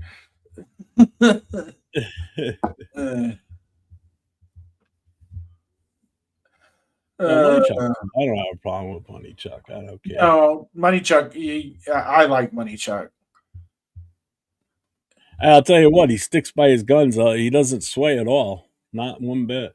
Well, and sometimes. Good. That one night he came on, I was able to kind of talk him off the ledge a little bit on his That's right. I figured we had him on. He was in studio one night too. That's right. Yeah. Let me see, Coach. If you're back in the chat, there's one thing I do want to say while you're on the phone, but I didn't get a chance to. When you talked about buying out the tickets and everything, you got to remember too. The problem is a lot of the fans are getting their tickets from season ticket holders that are selling their tickets, whether they're selling them, through the proper channels, or they're selling them to a friend of theirs that say, a Chiefs fan, and they want to go to the Raiders Chiefs game because they live in Vegas, or they're flying in for that weekend for whatever. So you got to remember, it's also the season ticket holders that are doing a lot of this damage and selling their tickets. Plus don't forget, a lot of these hotels and casinos have blocks of tickets that they buy up, and they just give them away as comp to people out of town, gamblers, whatever. So being in Vegas is one of the toughest things, to be honest with you. Like, it would be the same situation if the team was in Atlantic City or in Reno, wherever there's a heavy gambling presence. I think you're going to be affected by, but it's a fact that Vegas is such a destination that it's easy for people to just travel out to Vegas let's go to Vegas for the weekend. Hey, while we're here, let's catch a Raiders game. Boom. They're not a fan of the Raiders. They just want to go see an NFL game. So that's a tough ask, and it's not going to be easy. Again, the only way that's going to happen is we consistently win. Do you agree, Jason? Or yeah, well, that goes for any organization because other teams have the same issue. We're not the only ones that suffer that in our stadium. Other teams suffer that as well. No, but I think it's just where we're located is the thing. Yes. Well, yeah, you're absolutely right. It is a destination, and some people, when they get their season, Cleveland Browns fans, they get their season tickets or they get the schedule and they go, oh, we're playing in Vegas in September, so they'll go online, they'll get their tickets online through the ticket exchange, and they're going to make a weekend vacation type situation out of it. But we can reduce that by winning. So it was happening in Oakland towards the end, where when we played certain teams like Pittsburgh, Dallas, and stuff like that, they were filling our stadium up there too, and it was kind of embarrassing. But it's our fault. It's our team's fault. The only solution to that is win. Just win. Yeah. Scramble Cat. Yeah, the phone number's there. Anybody can call in. it's kind of a Raiders show tonight. But if you're a Raiders fan, by all means, go for it, man. If you're not a Raiders fan, the perfect show for you is on Friday nights. I host a No Huddle, which is open to all fans of all 32 NFL teams. So, but if you want to call in, go for it, man. The phone number's there. I'm not stopping you. You can call in. I'm fine with that. Even if you are a fan of another team, I don't care. Love to hear other teams' fans' perspectives. For tonight's show, this is the introductory. Me and Jeff had talked about collaborating, just doing an us show, just me and him, and then I thought, well, he went to start the show. I go, hey, remember we talked about doing a show together? So it kind of just and hey, maybe we can be the milk and honey and the Chugs and Mitchell Rents of real Raider content. I'll be Chugs. Oh, I was sure as hell wasn't going to be. I don't even want you to be Chugs. I want nothing to do with that.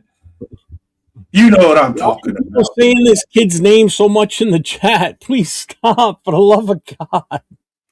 If you click your heels and say it 3 times, he's bound to pop up. They've already said it like 20 times. Yeah, no. I think we're missing. I think we're missing that little twerp. I'm not. I'm not either. No, not at all. Yeah. Winning cures. Yeah, winning cures herpes. Winning cures herpes. Bueno, is your refrigerator going to call in tonight? I'm still waiting for Eric. Or Rosetown. Anybody but Navman. I've already heard him 3 times. I love Navman, but Navman. Swear to God, he's going to fucking call me right now. I can see it. WEKRP and says, herpes is for life, baby. You're stuck with that shit. Yeah. Oh, God. So we're at an hour and a half. Again, I appreciate everybody that's been in the chat all night tonight. The phone calls have been awesome. I love doing this.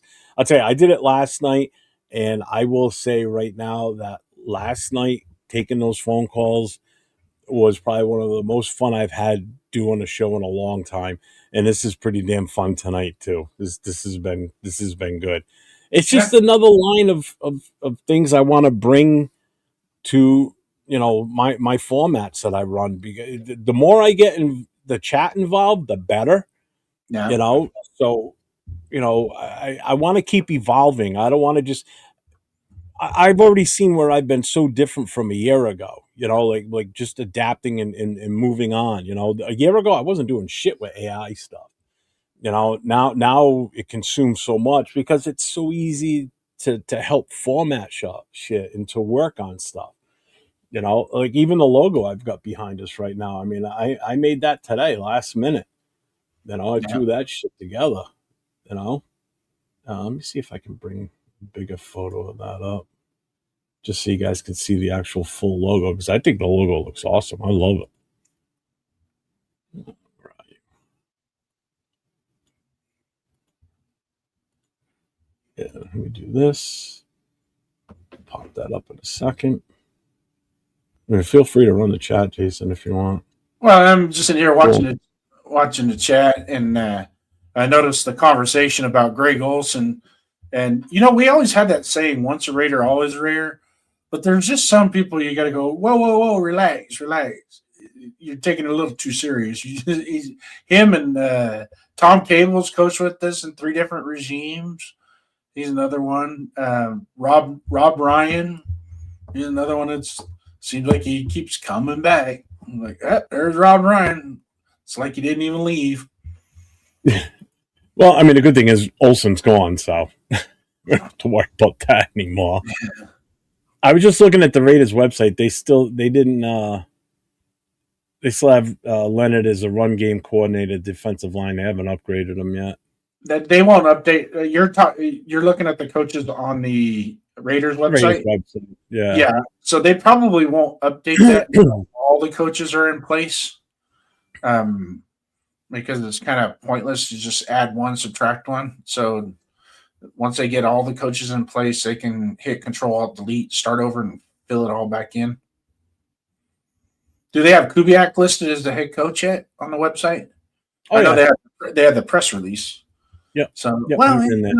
yeah. So this is who's on the coach staff right now. So you got Kubiak's there, coaching operations. Mac Capurro, who's the senior VP coaching operations. Then Keenan Clark, who's the coaching analyst. On the offense, you've got 3 coaches right now. You got Dylan McCullough, running backs. You got Connor McQueen, offensive quality control.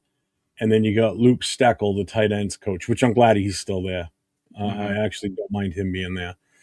On defense, you've got 4 coaches. You've got Kenyon Jackson as the assistant line coach. You've got Leonard listed as the run game coordinator, defensive line. You got Rip Rowan as the defensive assistant, and Joe Woods, pass game coordinator, defensive backs. I think that's the one we're going to retain. We're going to retain him.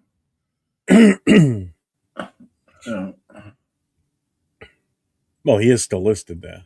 Yeah. Wow, he's got 21 years of coaching experience. Holy shit. Yeah, he joined us last year. Bringing him with 30. He's got 33. Wow. So Joe Woods joins the Raiders in 2025 as the pass game coordinator, defensive backs coach, bringing with him 33 years of coaching experience, including 21 years of coaching in the NFL ranks. No. Woods enters this is his second time with the Raiders, actually, after spending the 2014 season at Oakland as the D-backs coach. This time he joins the Silver and Black after spending the last 2 seasons with the New Orleans Saints. That's probably why he's going to stay here. He's already going to be familiar with Kubiak. Over his 2 seasons in New Orleans, Woods' defense is ranked 9th in the NFL in third down conversion percentage and 4th in the league in 4th down conversion. Huh? All right. No. He's like that nugget you can't flush down. What's up, AVG?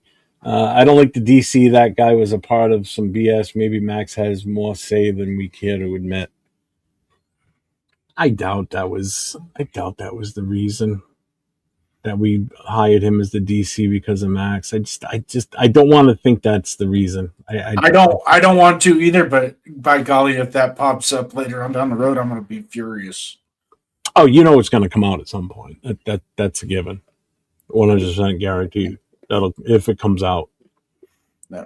But there, like I said earlier, there's a lot of people in the NFL that know that Robbie Leonard has cut his chops and has earned his bones and is in a position to be a defensive coordinator.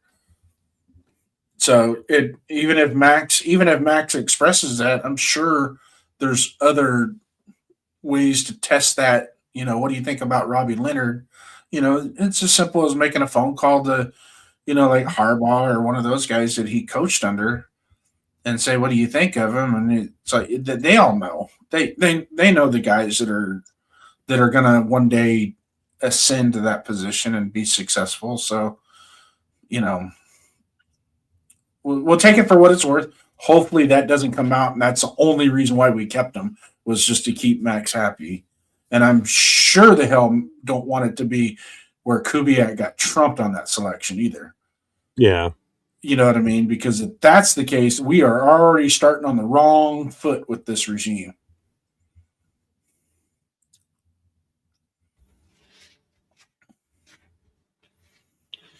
Again, phone lines are open 401-830-9189. Call in. Tell us what your problems and you got any special requests tonight? The DJ's here for you to help you tonight. Yeah, the DJ's only got one song to play, and here it is. It's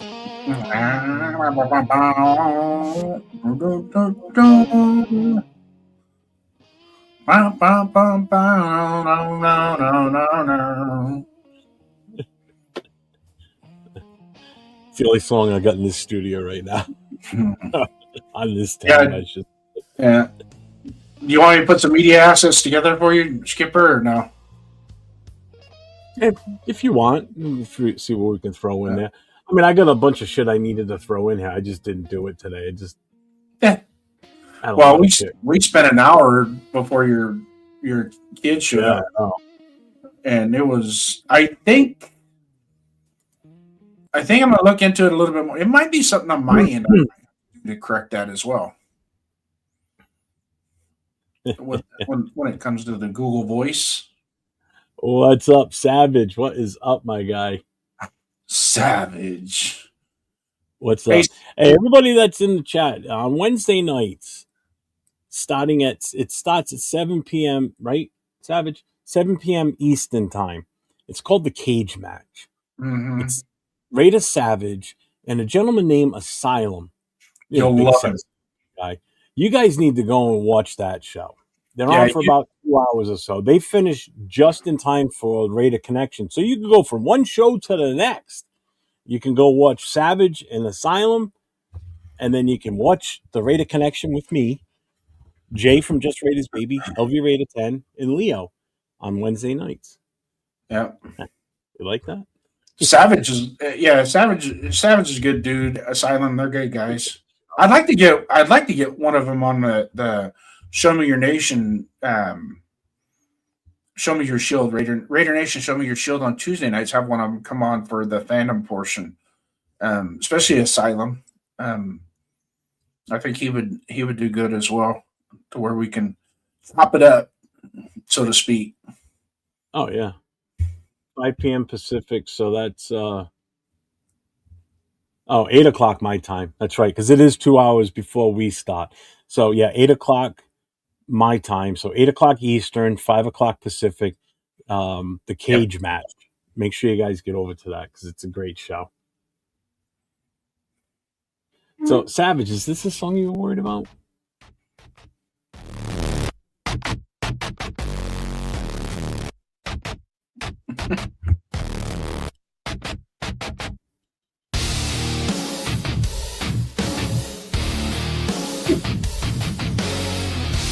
From the top rope.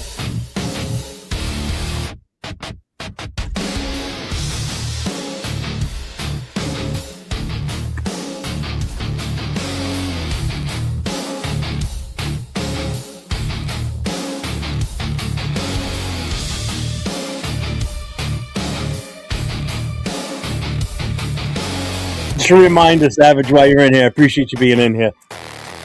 That looks like a garter belt, not a championship belt. Well, again, because I'm so big and awesome, this is a full-size belt, believe it or not. Yeah. Can you even wrap that around your forehead? I can wear it around my neck like a giant dog collar. It's even got their sponsor, Dubby, right there. See? Dubby. Think of Dubs, think of Dubby. Yeah, I can actually shout out for the Savage and Asylum as well, the Cage Match show. You definitely got to go watch their show. It is great fun, and especially when Asylum gets going. Whoo, man, old school, getting after it, man. That's a lot of fun. Their little oh my god, what the hell, Asylum Burgundy or whatever. Oh yeah, that whole show, it's just great entertainment, man. It's good, great content. Don't get me wrong, the great Raider content, but you add the entertainment aspect to it. It's like you gotta watch. You have to watch Well, it. that's what makes it enjoyable, though. Oh, You know, yeah. I mean, you can only sit here. So with the Raiders, I think their offensive line should really think about increasing the amount of depth they have on the. All right, that shit gets boring and drawn out, man. If But you I don't like have I, flair I to like it, it's the I best. like Asylum. He's got the big wrestle the big Randy the Macho Man Savage goggles on. Oh yeah. Oh yeah. Snap into the Slim Jim. Oh, my goal when I'm in there watching their show is to I start talking and in the chat and I say things that I know is gonna make Savage laugh or Asylum. And then because I'll type something, Savage might not see it right away because he's doing what he's doing, but Asylum will see it and I can see Asylum start to crack a smile and his head starts to shake. I'm like, got him. So much fun. Man. You do have a super chat. Really nice the attitude ever. Yeah. Fuck that. What was that? Have you practiced your hat throwing yet? For what? When we draft Mendoza? Yeah. No. You gotta put like a target up and practice. No. Shout out to my guy Robert Pena with the $1.99 super chat. I appreciate you, my guy. Yeah, Thank we you love very, that one. very much. And great take too, by the way, in the super chat. We love it. Wow, what a dick. So when Mendoza was brought up, Jeffrey ignites the attitude era. Yeah. I want draft picks, bitch. Hey guys, in the chat, we're having a good night. Let's not get this shit started already. I'm surprised nobody's even, you know what? Nobody's even called in about anything to do with the number one draft pick. I'm surprised. We got so much time to. We can only talk about it This is so just much. like in politics. The big talk has been Mendoza and the number one, so let's do something that's going to distract everybody. Let's talk about this instead. So the Max Crosby thing comes out. So everybody's directed towards Max Crosby, and everybody forgets about the Mendoza and the possible trade back, or whether we take him, whether or not, whether he's the right fit, if he isn't, you know? So it's funny. Here we go. We got a phone call. WKRP and You're on with Jeff and Jason. What you think? What you All think? right. Look, this is the last time I'm going to say it. You in the chat, keyboard warriors, you have a number to call. Talk about it. Don't type it. Talk about it. Get up in there and talk about it. I'll answer that in a second. Crying out loud. It's an offer for all of you to be able to voice your opinion. And Jeff and Jason are offering that to you. Why are you not offering it to yourself? If you want to talk shit, talk shit. Do it. Get up in there. Let's go. Hey. Love you no shit, Jeff. Later, buddy. Thanks. Robert Pena, I was putting in the super chat for Navman to come back on. Well, success. You did it. Jeff, no Mendoza. Hell no. And it's not because of him. I just want the draft picks. I want the capital. Give me the draft capital. Now. And guess what? Next year, if we have the 7th pick, what's Jeff going to want to do? Grab one of the multitude of quarterbacks that are going to come out. I'm telling you, right? Don't hang your hat on those quarterbacks. I'm going to be Debbie Downer now. Don't hang your hat on those quarterbacks coming out next year, because 4 of those were rated higher than Mendoza going into this year, and look what happened. So Savage says, thank you for the cage match commercial. I spend a lot of time on all the visual. Yeah, I know you do. I know you do. I thought I spent a lot of time. Good Lord. Well, not only does he do everything that he does for the show itself. So now after he sent me the belt and I finally had it here in my possession, he sent me an image that he created for me to use as my backdrop. I was going to look up something myself. He goes, I got it. He put it together. He sent it to me. I set it up as my green screen behind me. And it was basically an image of the ramp from like a wrestling theme entrance where the ramp's leading down to the ring. And in the background is the championship belt title, like you see on the front of this here, which I still have in my possession, Savage. Thank you. And then like an image of me on the board in the back. And it was just cool. It's like, all right. So he said, I got that. I said, all right, fine. I'll come up with a song. So I made the song, sent it to him, and he put the whole package thing together. So when it was ready for me to come on, I had everything set up. My camera was running. I stood off to the side where you couldn't see me, but the green screen was on. So as soon as the music hit, it flipped to my camera. So you saw the whole cage match thing and everything in my background. And then I just came walking into the camera view and just started my whole spiel. It was fun, man. I had a blast doing that. Yeah. That was a ton of fun that night. And I got the riff in an asylum, so that was fun too. Yeah. 7th pick, Jeff will say, take another lineman. Yeah. You should listen. Okay. There's a few things you should do in every single freaking draft in the NFL. I'm sorry. If you think I'm wrong, then call me out on it. You should always draft a quarterback every single draft, regardless of how good your quarterbacks are, backups and starters. You should always be drafting a quarterback. Always. Okay? Offensive lineman, you should always be drafting offensive lineman. Not saying just draft offensive linemen nonstop, but if you left tackles are very tough to come by. If there's one in the draft and you grab them. Even a guard, even a center later in the draft. You draft all these guys every single year. You need to draft a quarterback and at least a left tackle guaranteed in every single draft. Because those are the two most important pieces on an offense, if you ask me, is that left tackle and your quarterback. You never know what you're going to find when it comes to a quarterback, and you never know what you're going to find when it comes to an offensive lineman, specifically a left tackle, because left tackles are the toughest to grab and get right in a draft. So you always grab those. We screwed up when we had Derek Carr. We never brought anything in behind him on a consistent basis. So it was always him and only him, and never really got challenged by any quarterback. Yeah, and I will. I'll say it from now until the day I die. Every draft should be an offensive lineman. Plain and simple. Because you know why? If you draft one every year, you start to develop depth on the offensive line. What was our biggest need last year? Depth. Do you agree or disagree, Jason? We drafted depth last year. Did we, though? They didn't use them. Well, even the guys we brought into free agency were bums. Well, okay. We were forced to play guys that shouldn't have even been out there. Okay? Mm-hmm. Colton Miller, injury, get it. JPJ, injury, get it. So there's your two right there. We didn't even have a viable left tackle as a backup. That's my point. We had to go and get a guy like Forsythe. We had nothing to put out there in place of Colton Miller. Mm-hmm. And if you would have drafted a left tackle the year before, prior, whatever, if you don't keep replacing players and move guys off your roster like Parham and Kappa and bring in young talent that's going to build you towards something. So if Colton Miller goes down, if he goes down next year and we don't bring in another left tackle, what are we doing? But now we got to go and scamper for who's a free agent out there at left tackle, and we got to settle for another Forsythe. The hardest pick to get is a franchise quarterback. And Mendoza is not a franchise quarterback. I am sorry. Yeah.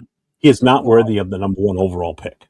Plain and simple. I understand your position on that, but there's and I hope that's so true, Dennis. And welcome to the show.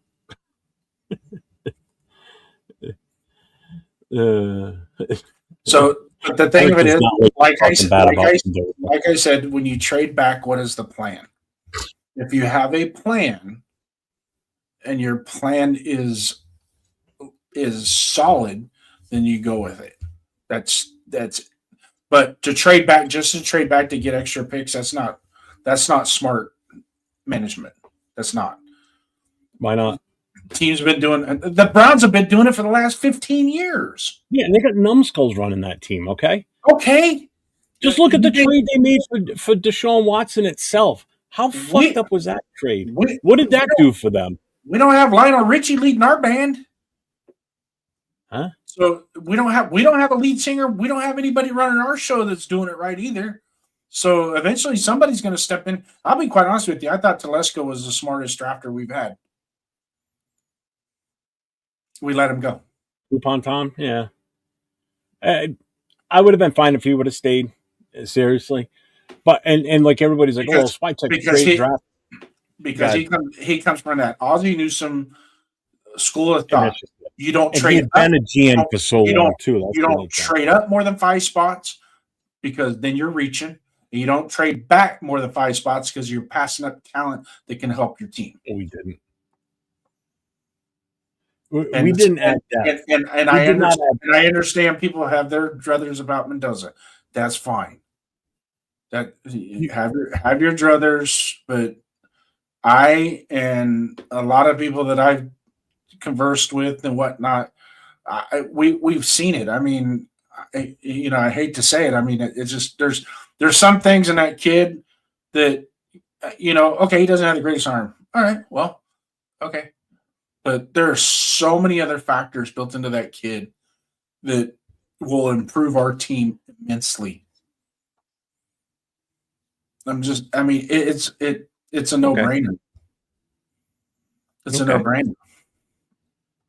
And no, we didn't add depth. When the guys you draft that you draft for depth end up being your starters, that's not depth. That's a starter because your team is that bad and you don't have the proper backups. Okay. First of all, Rodgers should have been a starter a long time earlier in the season. He should have been in by week 4. By week 4, he should have been in. Yeah. And I had initially said that he'd be starting at least a week before the bye week or the week right after the bye week. He would have come out of the bye week as a starter. And it still wasn't until a few more games after that where he was finally the starter. He should have been starting a long time ago. So that's not drafting depth. That's drafting with the intent that guy's going to be a starter. But the coaches were so inept and so dumb and so stupid that they didn't do right by that kid. When you start drafting at 100 and beyond, so we took those two 98 and 99 in the draft. Okay, so right about 100 at the 100. Jeff, I'll answer that. When you start to get to 100 and back, now you're adding depth. So they're just on the cusp. Good. Hello, you're on the line with Jeff and Jason. What's your name? Okay, goodbye. Go ahead, Jason. So, anyways, everybody's draft board is based off of numbers, not rounds. Okay. See you, Robert. And they put a number on a player based on where they're going to fall in the draft. They're going to put, because we see it now. We got 1 through 50, 1 through 100, 2 through 50, 2 through 100. So they put numbers on. That's how they set their draft board. And when you start moving around, then you're skipping over a lot of your guys that have a higher number. Just like last year, Jack Best was probably number 55 on our board. We got him at 58, but Tate Ratledge was probably at 40, and we could have had him. We could have had him. So, it just and when it comes to last year, 29 of the 32 starting quarterbacks were taken when they were drafted into the NFL. Were taken in the top 40 picks. 29 out of the 32 quarterbacks. The only 3 that weren't were Dak Prescott, Jalen Hurts, and Brock Purdy. Those are the only 3 that weren't taken in the top 40 in their prospective drafts that started the season this year for their teams. So when it comes down to a franchise quarterback and you're in need of a franchise quarterback and you're in that top 5, you got to stick and pick, man. Because if you don't, because we're going to have 9 other picks to build the roster the way we need to build the roster. Okay, you're not going to get a franchise quarterback with the 70th pick of the draft. Don't be spreading lies, Eric. I did not kick you out. I can't kick you out. You join the black hole. You're a black hole member for life. I have no control over that. You fucker. He's spreading blasphemy. What's up, Raymond?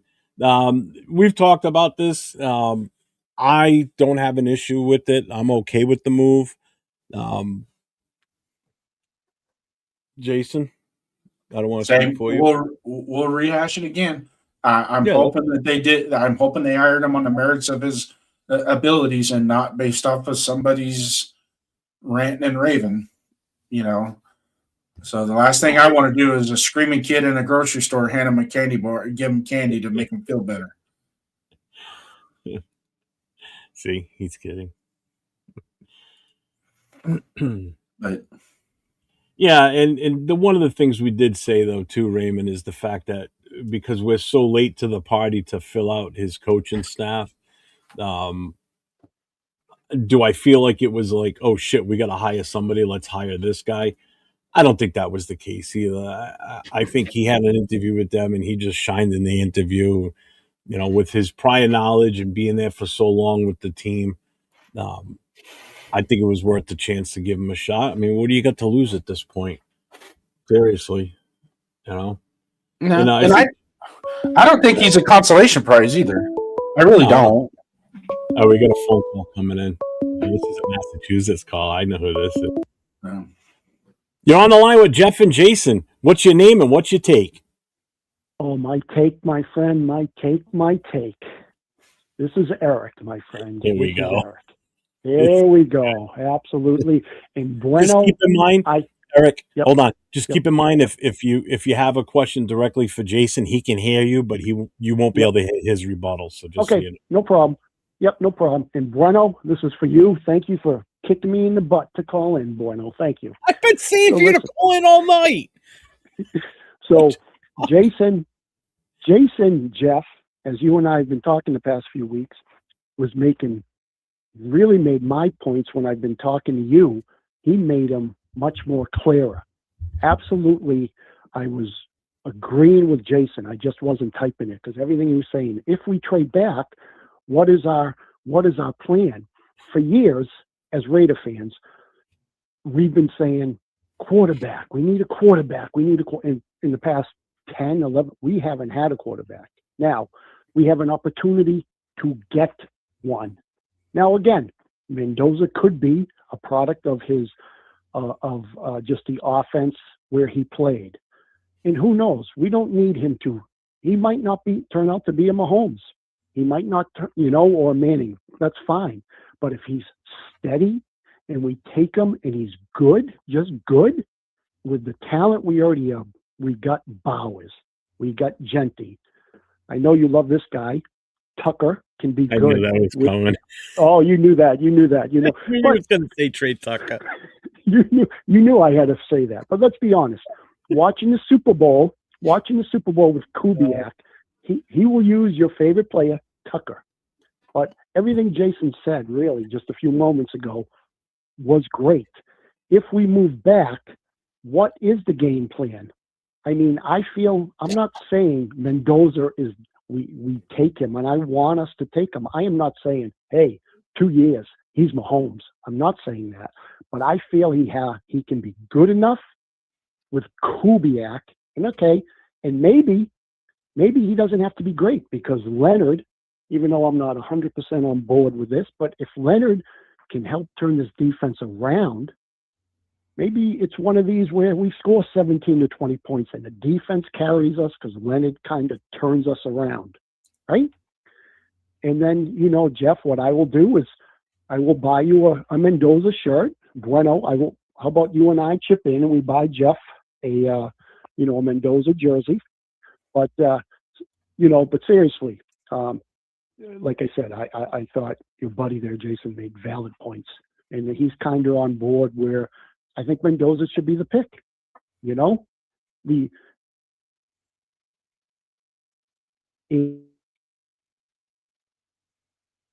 maybe real quickly, and then I'll let someone else call in. If we were to trade Max, which again, like everybody's been saying in the chat, and I agree with this, I hope Leonard was not hired to be like, okay, Maxie, now you will stay, because I'm with you. I love Max. I do. But I agree with that 100%. I hope that's not the case. So I think Jason agrees with that too. And I love Max.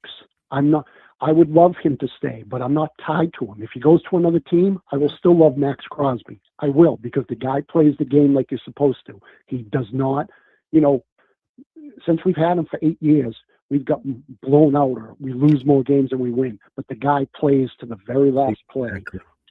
And the point is, if we were to trade him, Hey, Jeff, pause him real quick. seeing I'm some going to ask you a reports of question. some teams traded for him. I'm just saying, the Patriots have been thrown out there. The Eagles have been thrown out there. We could get we'd get their first round pick and stuff, but we would want a player who we could plug in. But anyway, right, Eric, I'll hang up. Yep. No, hang on one second. Jason wants me to ask you something. Go ahead, Jason. Oh, yep. Do you think if we let Max go, and this is my opinion, he has played himself and built himself into the mold of Charles Woodson and what he means to our franchise? It's okay to let them go and play in another sandbox, but they're always welcome back in our sandbox. Do you agree? Okay. All right. So what he's asking, he's asking you, Eric, Yep. Is Max Crosby on the same level of Raider history, basically, as Woodson? Meaning Woodson left but came back to the team and was loved when he came back even more because he came back. So do you think if Max leaves now and say towards the tail end of his career comes back to us, do you think he would still be wanted and respected in the same light that Woodson was? Did I get that right, Jason? Yes. Yes. Yeah. First of all, yeah, told you that's a good question because we've never, when I've talked to you, Jeff, that's never come up. My opinion, since he's asking me. Yeah, go ahead. Because I'll give my take. For me, I think so because this isn't, if tomorrow we traded Max, because all the media outlets, all fans can agree, it's not Max putting this out there. It's just hype, right? It's just reporters just putting this up. But just say the Raiders did him, just felt, hey, we're going to trade you. Well, it's I do think if he came back, yeah, because fans understand. There are a lot of Raider fans, Jeff, lots of Raider fans who say Max, he deserves maybe to go to a team and maybe win but I think he would be. Just to answer, I think he would be, yes. If he came, fans would be like, hey, because look at how many Raider fans say this about Khalil Mack in the past few years. Yeah, let's bring him back. Let's bring him back. We need, fans like Khalil, so, but I mean, again, that's just my opinion. I think he would be, yes. So, I would be. And again, and I'll end with this. The only reason the Leonard thing, I have to accept it is, look, you're right. We were behind the 8 ball. Other defensive coordinators have been signed. We probably would have brought in Schwartz, but I know he was signed on Cleveland. So how are we going to get him? It wasn't going to happen. But my only question is, being a D-line coach, as I already put in the chat earlier, being a D-line coach and now stepping up to a DC where you're scheming really, an entire defense, I feel is a little bit different. We don't know what type of scheme he's going to have. Is he going to blitz more? Is he not going to blitz? Is he going to play man-to-man? At least Schwartz had had like a resume. But, hey, I will just end with this. Leonard's a Raider. I just want him to turn this team around. Bueno, I love you. You tell Jason he's a good sidekick. Jeff. Thank you. I will get you a Mendoza jersey. Even if you can't wear it, you can hang it up on your wall in your studio. Can you see the screen right now, Eric? Can you see me on the screen? I can see it, yes. That's where the jersey would go. Up in flames. Well, that's disappointing. Well, then I'll have to get another one. Oh, in other words, don't waste your money. Oh, no. Look, you already know. You want to send me an AOC 12 jersey? Go for it. No, I'm not. No, that's AOC. AOC. But you already know when you're going to the draft, and you can't shut your phone off because your co-host Jason might want to give you a call. He might want to give you a call. I'll be live, so I am not answering any phone calls while I'm there. Well, then guess what? Because if I'm going to call your my live feed, I'm going to be pissed. Okay, then I will call Dawn, and Dawn will gladly pick up, and I'll be like, "Can you tell your husband, my president, I told him months ago we were taking Mendoza." Oh, and by the way, am I wrong here? Like you're going out on a limb there. Well, let me be. Am I wrong? Now ask Jason this. Did I read a story that is Chambers staying again in college? Did he just get? Yes, he is. I know the answer to this one. Yes, he is. He got approved for his 6th year. He got approved. So I have to get Nate's address because I have to write Nate an LOL, Nate, because I know you and Nate wanted him, and the guy staying in college. So Nate is 0 for 2 because last year he wanted that D end, and I kept I would be on your show and I'd be like, Nate, we're not getting him. We're gonna probably take Genty. We took Genty. So Nate's 0 for 2 this year. This is his 2nd year. But anyways, hey, someone else might want to call to Navman. He was in the Navy, right? He was in the Navy. So Navman, I know, is paying attention. Nav, I love you because you served. Army is better, but I don't hold it against you that you went in the Navy. I love you, brother. I love you, but I'm an Army guy. I don't hold it against you. But anyway, Jeff, hey, I called in. You guys, seriously, great show. Seriously, I enjoy it. Bueno, and now I'm going to be a regular caller because I know. Bueno, I love you, man. All right, good show. I'm going to watch in the chat. Take care, guys. Bye. Later. Thanks for calling in, Eric. I appreciate it.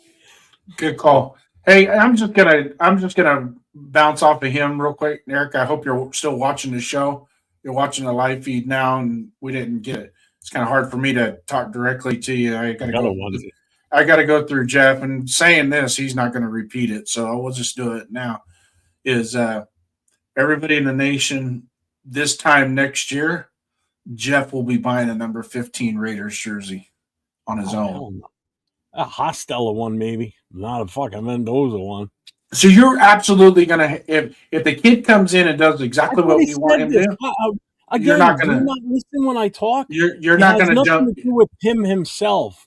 Okay. It's not him. It's what the value of that number one pick brings to this organization that is so void of talent to move this into a positive direction going forward.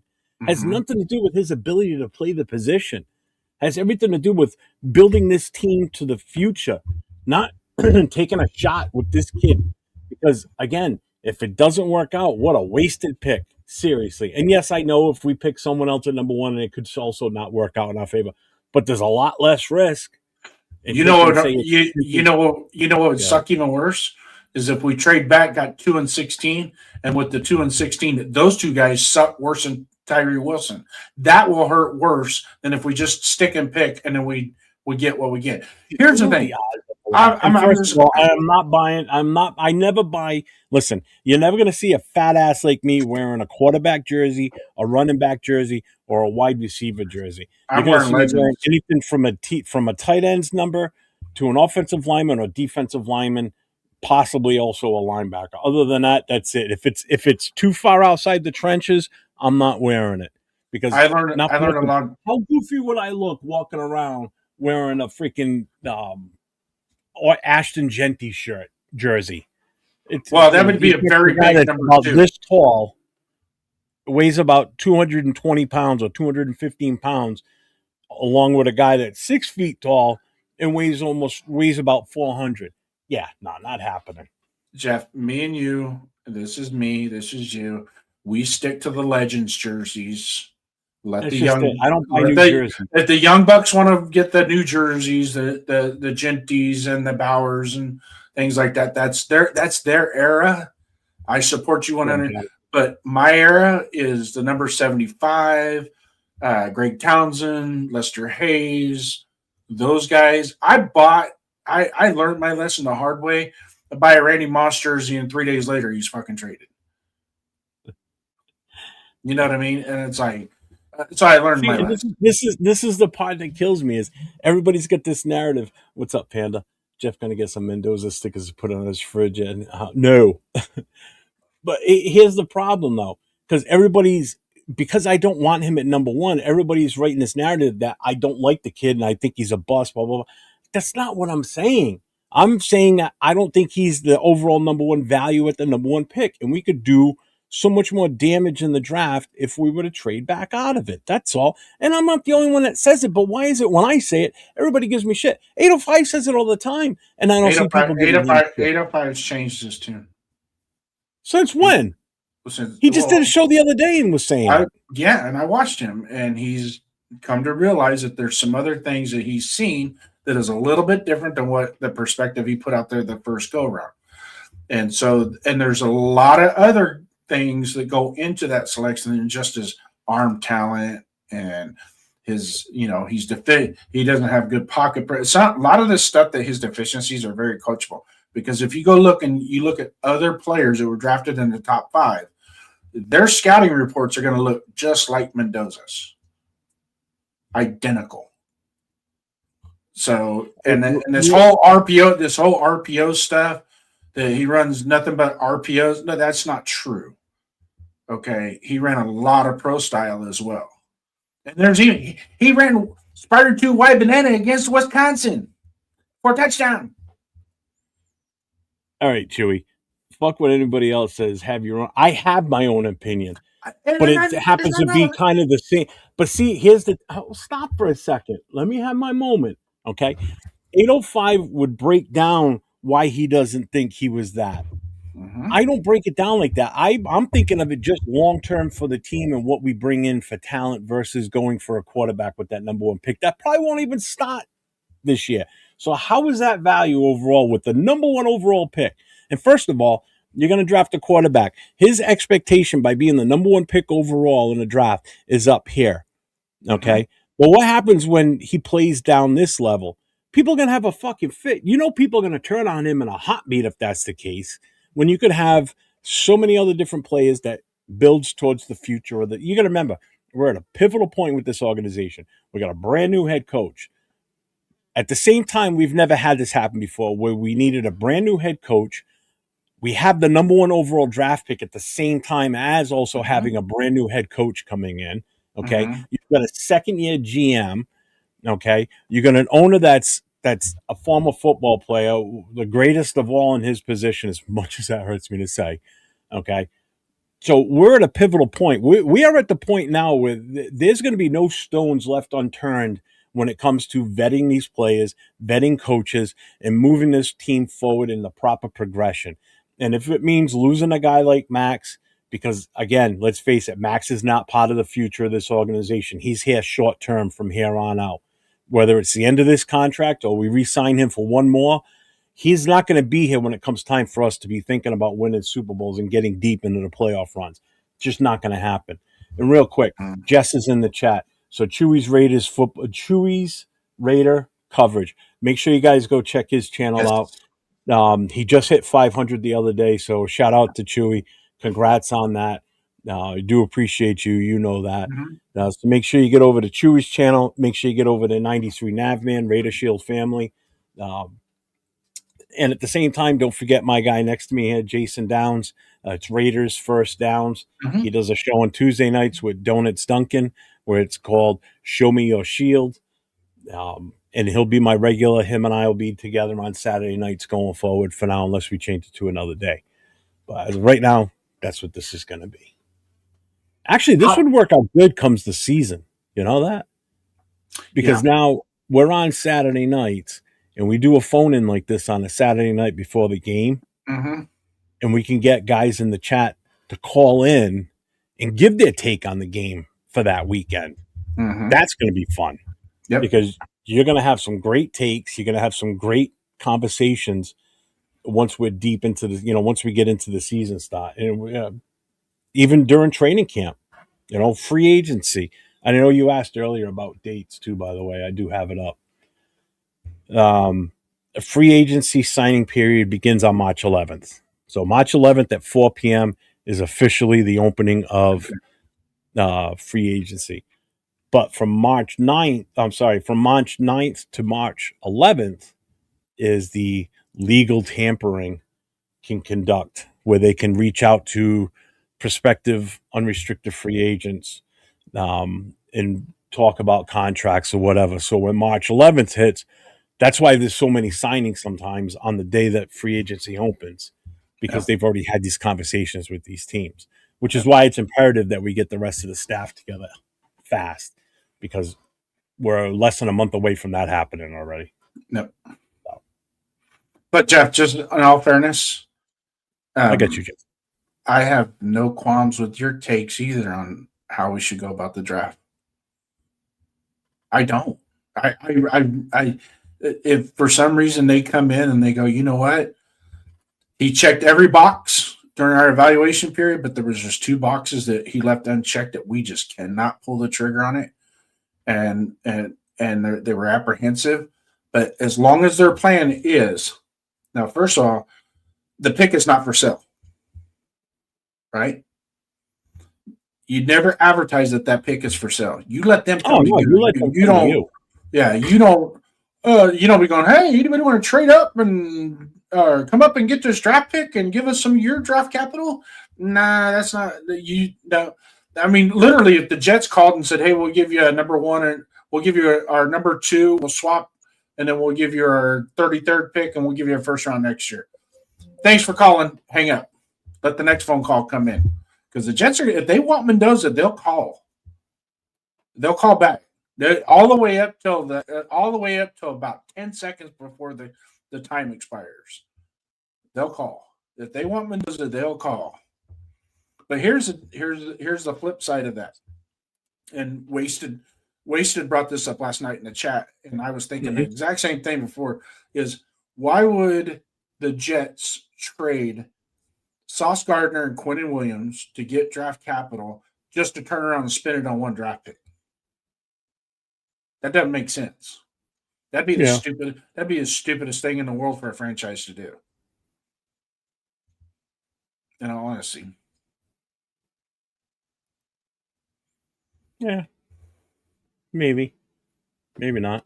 So I be quite honest with you, I think that's a dumb. You gave up 2 cornerstone pieces of your defense to get draft capital to rebuild and maybe add a couple pieces on your offensive side as well. But the draft is an unknown, and you know that, and I know that it's an unknown. It's such a crapshoot, And you're absolutely right. We could, if we take Mendoza with the number 1 pick, and he just pisses down his leg, and in 3 years we're looking to get rid of him. Yeah, it happened. It's not a Jamarcus Russell situation, guys. Don't even compare the two. Don't even compare the two, because Jamarcus Russell was all about he didn't care. I know some people like Mendoza because he's a God-fearing man.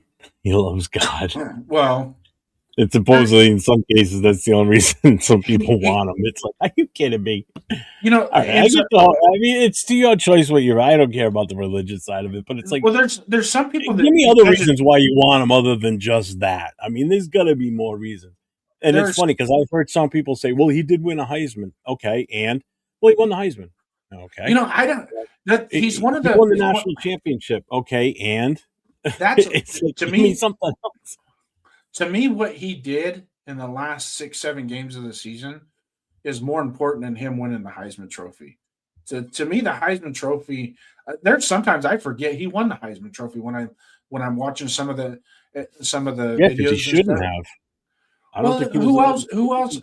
I mean, Love was. I think Jordan Love should have got it over him. To be honest with you. To be quite honest with you, I do too, because from a individual standpoint, he did miraculous things from an individual standpoint. And you guys are absolutely right. On the other shows, you guys have clearly stated that Mendoza was maybe a benefactor of the whole team concept, right? And I get that. And I get that. But when you're the field general, all the bullshit goes through you in the first place. So you can have, because we can look at Georgia and we can look at Ohio State. Those two teams had better teams than Indiana. I'm not the field general. I'm the commander in chief. Now pay attention to what I'm trying to say here, and the chat will understand this as well. Those two teams had better teams than Indiana, top to bottom, hands down, no questions asked. But the field general was the equalizer in both of those games.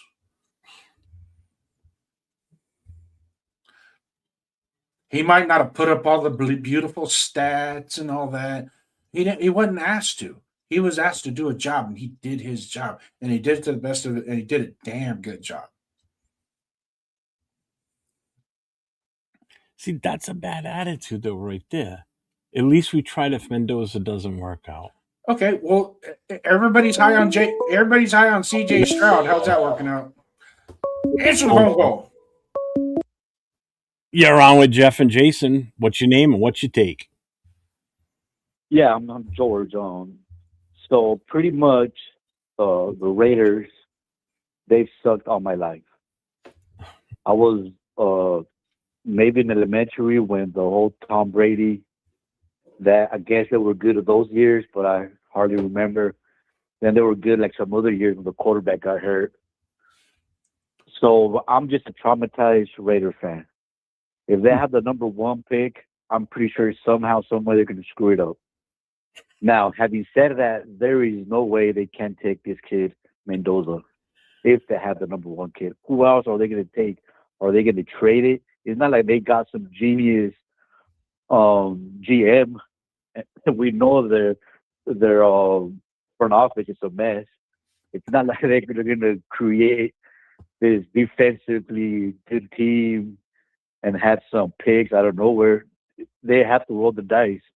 And right now, he is the safest bet. Sure, he could suck, but then what about if he does it? And we're always going to look back at that and regret it.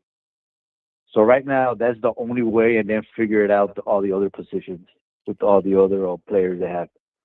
Well, I like your line that the take you just said about we'll always look back and regret it. We end up doing that all the time. We look at. That's what I'm I mean, saying.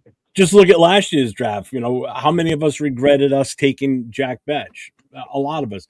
How many to this day still regret taking Tyree Wilson? A lot of us, especially when you watch the Super Bowl this past week and you see the likes of Gonzalez out there and do what he did on the losing team, how good he played out there. And that's a guy we could have had. So yeah, I get your take. I definitely understand. But I feel like those guys you could find players like that, but it's really hard to find a good quarterback. Or even an average quarterback. Like Sam Darnold, I don't think he's a great quarterback. Nobody will put him in the top 5. But at least he's good enough, and the Raiders don't even have that. No, and I agree. Like Jason just said, I know you can't hear him.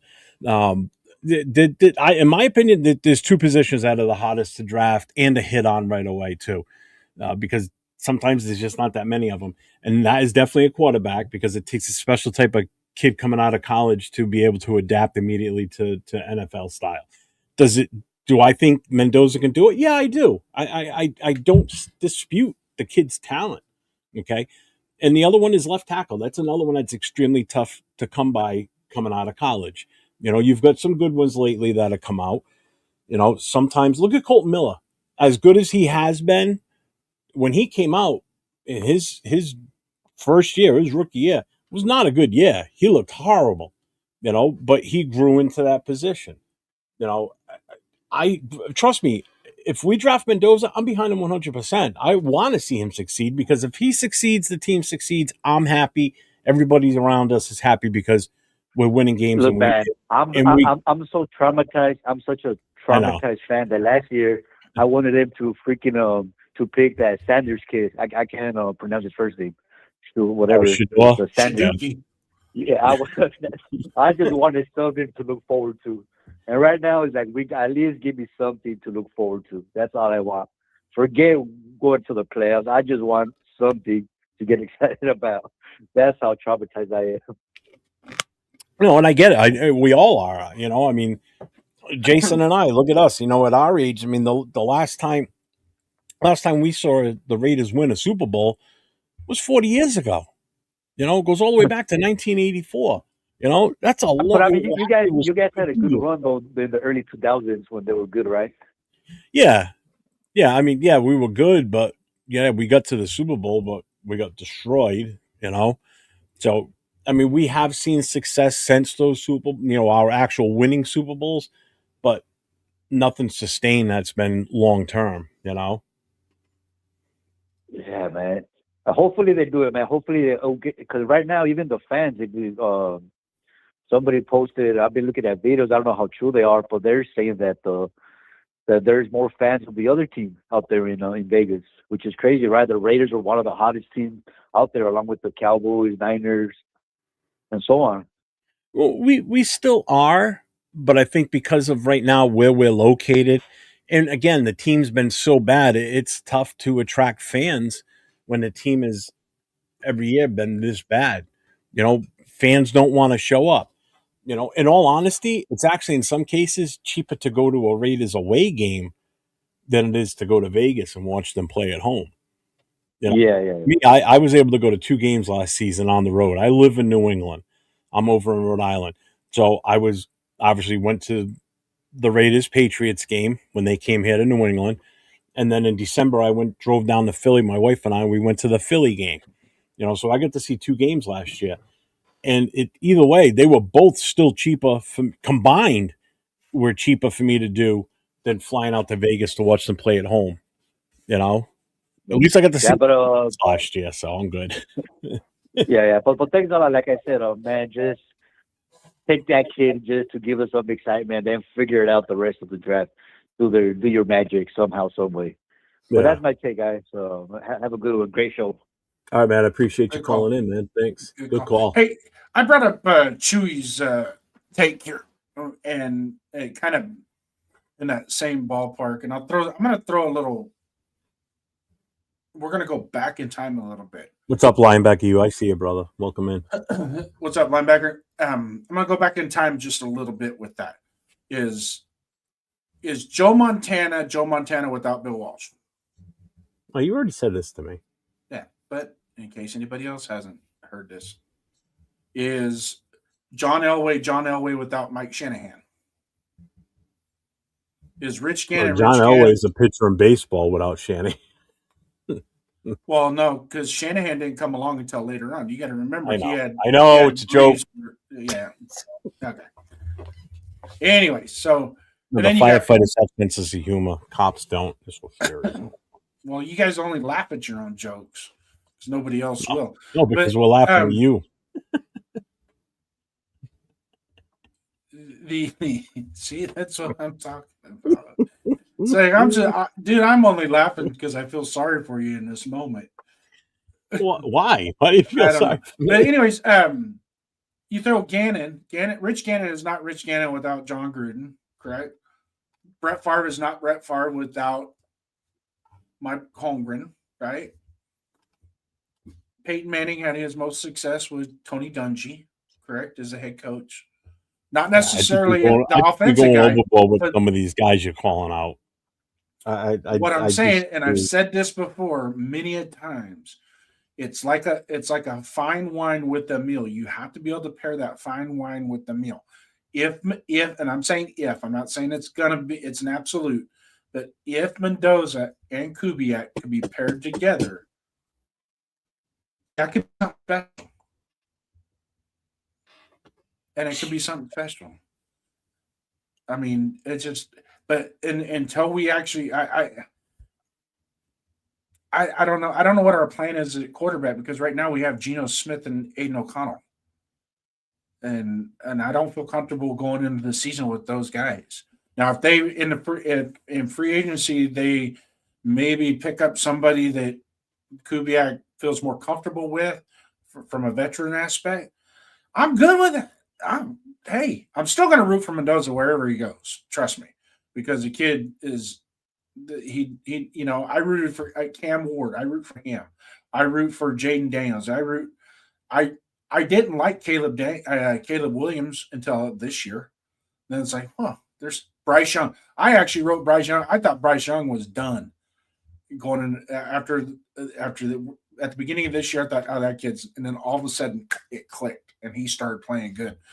Trevor Lawrence in Jacksonville, he gets Liam Cohen as his head coach. He turns it around, So it's just a matter. But now you're talking about guys that are well into their careers and being successful. Yeah. So basically, what you're saying is Mendoza's not going to be successful right away, but give him a few years. It may be different coaches or a different team. It's incumbent upon the coach to make him successful. I mean, you do realize who we're getting who our head coach is, right? Yep. Okay. You do realize, and I'm going based on what coach is saying here because I believe this too. This is going to be a heavy Genty run first situation going forward. We got to build the old line for him anyways, whether we get a quarterback or well, not. That's just it. So you're going to be looking at heavy doses of Genty and whoever else our number 2 running back is. So this is going to be a run first team. Yeah. If you look, I honestly believe that, especially with the caliber of talent of Genty, because right now you don't know what you've got for your quarterback. But if you look at this year, you have to. But hold on, you have to go with the guy that you think is going to be the future star of this team right now, which definitely is Brock or him. So who's the easiest without a quarterback to be that superstar? Genty. So let's address the offensive line, get that set, and just have any old schmuck back there that can hand the ball off to him as much as possible. Maybe have to toss a couple of, because now with the running game being so good, you're going to have some passing lanes. And now you can throw some short passes to Brock Bowers and let him do his magic.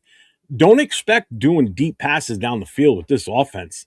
I tell you that right now. Not unless we address the wide receiver, the offensive line.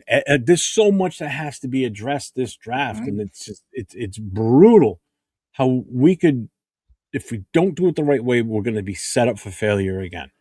That's all. No matter who we take with the first or the second pick.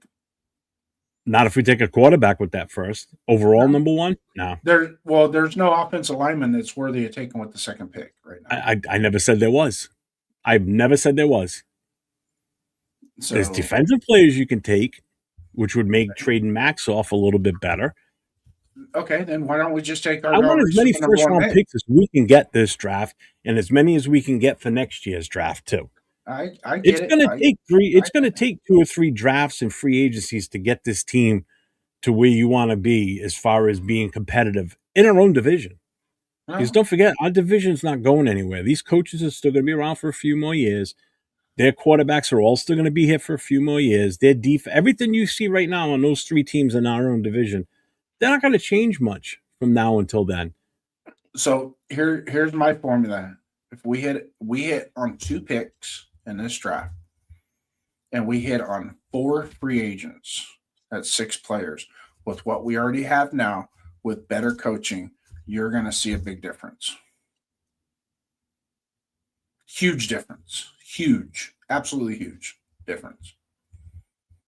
And that's just that's not very difficult. And as far as building the trenches from rounds 2 through 4 is not that hard, especially when we got 4 picks from 2 through 4. So it's not going to be. I don't want to be drafting offensive linemen that late. I want them defensive tackles. I want the best. I want offense. I want the best available at the time early in the draft. I don't want to be drafting the best offensive lineman in round 3 and 4. Well, I hate to tell you this. I hate to tell you this. There's not the offensive line. The grades for the offensive line fall way back to the 2nd and 3rd round right now. You got Mayagoa and Fanu are the only 2 sure locks in the 1st round. ITN from Arizona State will probably be a late 1st round pick. And then after that, it's going to be a lot of really good, some talent, some very talented, but really good offensive linemen 2nd and 3rd round. And that's the way the stars are lining up right now. You're seeing a lot, there's a moderate dose of wide receivers. There's the 1st round is sprinkled with everything. The only thing it doesn't have is there's not a buffet of quarterbacks. And that's what's making a lot of people scared, is because there's not a buffet of quarterbacks to pick from. So that's why us having the number 1 pick and not having really a whole lot of choices at number 1 with that pick is what's making everybody scared about taking that pick, taking a quarterback with that pick. And, Mendoza has clearly established himself as the best quarterback in this draft. No ifs, ands, or buts about it. Do I think we could get him if we had the 4th or 5th pick in the draft? No, we wouldn't have got him. He'd be gone. Wouldn't get who? Mendoza. He'd be gone. Mendoza will go to the Jets. If we pass on him, Mendoza will go to the Jets. And if the Jets don't take him, the Cardinals will. Why the Jets take him? You got to remember, Aaron Glenn is fighting for his life because he ain't going to be around much longer if he doesn't get a QB that's going to be able to do it. That's why I think the Jets would go all in on getting him. And if we keep our mouths shut and say that we're offering it, wow, was somebody? What the hell? 12:30. Oh, he must have just hung up. I didn't realize. I thought he had hung up. Shit. What was I going to say? Yeah, if we don't put it out there that we're willing to trade and we just say that we're taking Mendoza with number 1 and that's the rumor that gets spread around, that makes that pick even more valuable because they know that we're definitely going to go for that. So I'm telling you, if Aaron Glenn doesn't get a quarterback that's going to be able to do something with this team, and that's why I think the Jets would go all in because he knows his ass is on the line. I don't see him lasting past next season if they don't do something. I don't. I really don't, especially when you got an early pick. And you've got so many draft picks to do something with too. Well, They could do some serious damage in this draft. They have the ability to make some serious fucking moves. look at. And just real quick, go ahead. Go ahead and read this comment. I just want to bring. Bueno, just read your. I just fucking drooled. What the fuck? Well, you're excited and you're spitting at me, and I'm 3,000 miles away. I think I've reverted to my grandson, fucking drooling like he does. Bueno, read your question again right there, or your comment. Just read what it says. If not, I'll read it out loud for you. If next year's QB class is so heavy, wouldn't it be more likely that alignment drops and we can get more value with a later pick? You're talking next year, like the 2027 draft? Mm-hmm. So think about what you just said. So if we're not going to go for offensive line this year, we're going to wait till next year to do it? Mm-hmm. That's pretty much what you're saying. Instead of going for a quarterback next year when we can get the offensive line in place this year. Okay, you want me to help you out, make Jeff? a run-heavy team this year. You want me to help you out? Help what out? What's there to help out with? It's a just watch. Think about just pay attention. That's why you're a fireman. Pay attention. I don't pay attention. I just bust the door down and keep going. So what the fuck? Yeah. Now pay attention. So we can still address the offensive line in free agency and in the draft this year. Okay.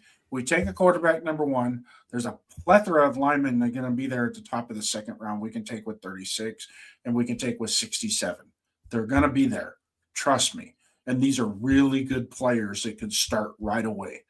Okay. And there's a couple good offensive linemen that are top-notch offensive linemen. And I'm praying Baltimore doesn't slap a franchise tag on Linderbaum. If they don't put a franchise tag on Linderbaum, we're going, huh? They can't. Why can't they? Because they refused his fifth-year option. They can still give him a franchise tag. No, they can't. Well, no, they can't. Okay. They can't. I trust me. They can't put a fifth-year option on him. So the best they can do is get into a bidding war to keep him, and they don't have the salary cap. Anybody's going to have to. You're right, and I'm offering him $22.5 million as my starting point. And if he takes that, he's guaranteed Baltimore's not going to even come close to that. Yeah, well, he said I think Spytrack has him at about 18 to 20. I would go. I would start at 20. I'd go 22. You want him? Pay him. Give him a couple. What's a couple extra $1 million going to hurt? Nothing. Sure. Right. Well, it will. So that knocks down the center position with JPJ. Yeah, but it will hurt if we have to cut guys. Like Cap is on contract for 2 years. We're going to have dead cap from him. Geno Smith, we're going to have dead cap for him if we cut him. So certain guys that we do decide to cut are going to have dead cap. It's going to affect us in a way.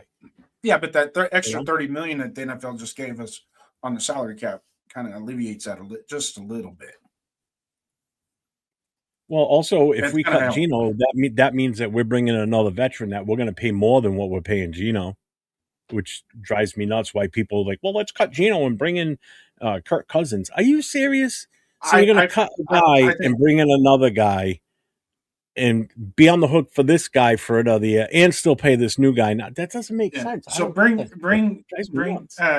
Bueno's thing back up. We'll go over that real quick. Which one? The comment that Bueno had just a minute ago. Okay. So let's say we take the quarterback this year. We go into next year's draft and we're picking 6 or 7 next year in the draft because we won 5 or 6 games, right? So we're at 6, 7, somewhere in 8. Okay. And there's we got the Jets first round of next year because we trade out. I love throwing monkey wrenches in this shit. Go ahead. Okay, we'll throw a monkey wrench in. I'll be quiet. No. Just do what you're doing. I'll be 7 games and we're screwed there too. Just do what you're doing. I'll be quiet. So if we have the 6th pick next year and it's quarterback heavy, let's say there's 5. The top first 5 picks are all going to be quarterback heavy, right? And the guys at 2 and 3 don't need a quarterback, right? We don't need a quarterback because we already drafted one. Now, if somebody wants to come up and get their quarterback, i.e. the Jets, because they didn't get one this year, we can get that draft capital plus 2028's draft capital as well for them to come up. For who to come up? Like the Jets? Yeah.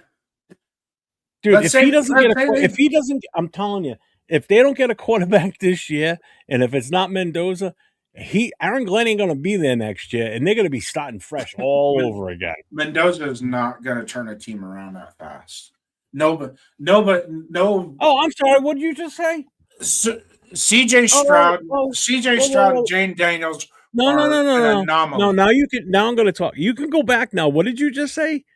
I said Mendoza's not going to turn what around? He's not going to turn a team around in one shot. Oh, wait a minute. But yet you want us to take him. Fuck yeah! Why? You get a. When are you going to get a franchise quarterback? Who knows? Who needs one? Why do we have to have a franchise quarterback? Oh my God! How many times have we been successful with a franchise quarterback? We've never done it. Okay, but we've been successful in the past without one. When's the last time we drafted a franchise quarterback? Derek Carr. Okay. And what was that? Second round too. Ooh, so you don't have to get one in the first round. I already told you could get one in the top 40 picks. But do you like anybody else? But why do you have to grab this one at the number one then? Why does it have to be the number one? It doesn't have to be.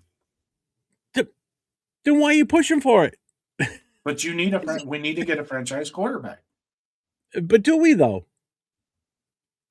At some point, we're going to have to. Oh, I love this. This is so much fun. You're the one. I just like. Come on, Karen. Come on, Karen. Speak up. Clicky, clicky. It's clicky, clicky. Linebacker, Aaron Glenn is gone if he doesn't stop winning with a winning record of. Oh, I believe it. He's going to be one of the shortest tenured coaches. Yeah. Outside of Jared Mayo, first time coach too. Oh no, actually, wasn't he a head coach before? Wasn't Aaron Glenn a head? No, he wasn't. Was he? I thought he wasn't a head coach somewhere before. I know he was with the Jets before, but that was as a player. All right. Well, we're 2 hours and 40 minutes in, Skipper. Yeah, I know. It's going to catch up in the chat, and we'll probably call it. Being a Raiders fan builds character and patience. Just a little patience. Yeah, just a little patience. I've been walking the streets at night just trying to get it right. Oh, it's bad. You cannot tag it. Yeah. Yeah, I was unsure. I was unsure. I thought he was on a 4-year. You're absolutely right. I was wrong on that. Well, Harbaugh's not in the Jets. Harbaugh's with the Giants. But that did come out that Linderbaum was going to go follow Harbaugh, but I guess he doesn't like the line coach or the coordinator that's there. There's something that soured him on making that move. Mm-hmm. See, everyone is talking about QBs and online. What is there on the roster? Oh, yeah, exactly. Linebackers. We need linebackers bad too. We need everything but a punter. We need another. Yeah, you're not lying. We need a wide receiver. We need another wide receiver, a virtual wide receiver. You know, I know Rebel's on the same page too in a way. Next year when there's 15 in the first round, there'll be 15 QBs next year. But are they going to be better than Mendoza? Dude, because this year was supposed to be loaded with quarterbacks, and look what happened. Yeah, 2 of them are staying back. 2 of them went back for another year. Because it's free fucking money, dude. It's free money. There's no stress. You know that there's no pressure on Moore or on Chambers to go back to the respective teams. Come on. Moore took a bigger risk going back to Oregon than he did if he would have came out this year as the number 2. Why? Why do you think he took a bigger risk? Because he would have had guaranteed first-round money, $40 million. Okay, he'll get it next year. Next year's not a guarantee. Just like Mendoza is not a guarantee to fix everything. Okay, I'm not arguing that. Yeah, I can just flip it right back around. No, you're spinning around yourself is what you're doing. Well, everybody else is expecting a 1-year turnaround. I mean, come on, man. Pay attention to the people when they talk in chats and shit. Listen to what Raider Nation is saying. The fans are actually saying that if we draft him, we're gonna be good again. We're gonna make a punt. These people talk about delusional. I know Nabman says anybody that doesn't want Mendoza is delusional. Well, I guess I'm delusional then. That I don't want him. I want more value at that number 1 pick. And I'm sorry. That quarterback is not a number 1 value. Well, He's only number one ranked right now because we're picking number one, and everybody knows we need a quarterback. But do we? if he was in last year's draft, I would have taken him over Drake May. Oh, I wouldn't have. I wouldn't take any. Absolutely not. I would have taken Chambliss over him this year. I just think Chambliss is a lot more athletic, and I think in Kubiak's system could do a hell of a lot more damage. I don't care about the athleticism. I really don't. I really Well, don't. you should if your offensive line is shit. Because right now, as you look at our roster, our offensive line is Swiss cheese, bro. Yeah, right now. Yeah, on February 14th. On February 14th, it is. Yeah, and until on May 1st, it might be twice that much better. Is that a guarantee on May 1st? No, it's not. But you don't know that. That's the whole point. Everybody has to look at this roster as it sits right now in front of your face. This is what's on the roster. And realistically, you have to look at what's on this roster. That's what we're going into next season with until we make moves in free agency, until we draft players. Until then, what is on the roster is what we start in 2026 with. That's it. So what you see on paper right now that's listed with the NFL office, that's the Las Vegas Raiders roster. This is who they have. No one else, and that's it. This is what you've got. Okay. So, all right, free agent comes. Shit, we didn't pick up any offensive linemen. Okay, draft's coming up. Shit, all the guys we wanted got taken. So now we're going with the same guys we had last year because we couldn't make the right move. We couldn't time everything right. So as of right now, the roster, what you see is the starting roster for 2026. No questions asked. You can't argue that. You can't deny it. You can't do anything. And we don't have until Mendoza. Until March 11th comes around, free agency opens, and we start signing free agents. Then we can start addressing going forward. But as of right now, what's on this roster is on this roster. We don't have a wide receiver. We don't exactly. You have nothing. That's the whole point I'm trying to say. Mm-hmm. We have nothing. Mm-hmm. So if we don't make any moves in free agency, because last year was such a barn burner of a free agency, it was the best one we ever had. Thank you. And I've said this before, and this isn't an argument. If we do not properly address free agency, then going into the draft, our plan is out the fucking window. We have to revert back to the Jeff formula at that point. But if we address the offensive line, if we can get two legitimate offensive linemen in free agency, pick up a cornerback in free agency, maybe get a wide receiver in free agency, Mr. Pierce, lock that down, get that locked down before we go into the draft, then now we're cooking with peanut oil. Right? And he's absolutely right. It wasn't 100% the roster last year either. I would probably put more blame on the coaching than it was the roster in and of itself.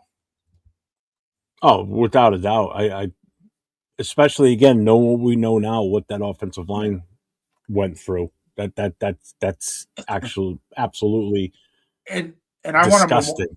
I want to memorialize this situation real quick. Thanks, we've lost. On you, so it's memorialized on YouTube going forward. I want you to tell me when I brought forth Mendoza as a future number one quarterback. When did you say it? Mm-hmm. Oh, I don't know, dude. I honestly can't answer that. Was it way back in September? Sure. Dude, well, no, honestly, I don't know. Because I honestly don't know.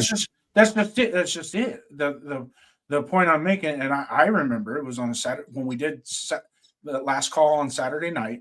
Okay, it was. I go, did you see that kid play? No, I didn't, because you don't watch college football, right? So I was like, man, you should saw him. It was pretty impressive what he did. He was shit in the bed all day, and then all of a sudden at the end, he just come alive and took that game over. And it was like, yeah. And then I think it was the Oregon game was when you said, oh yeah, he's going to be the number one pick in the draft. Oh, I knew he was going to be the number one. I didn't think it was going to be us. I almost wish we finished with the number two pick because then there'd be no questions. No, because then we trade up and get them. And that would be absolutely stupid to do for us. When we need so much, why would we waste draft picks? Hey, we are the number one pick.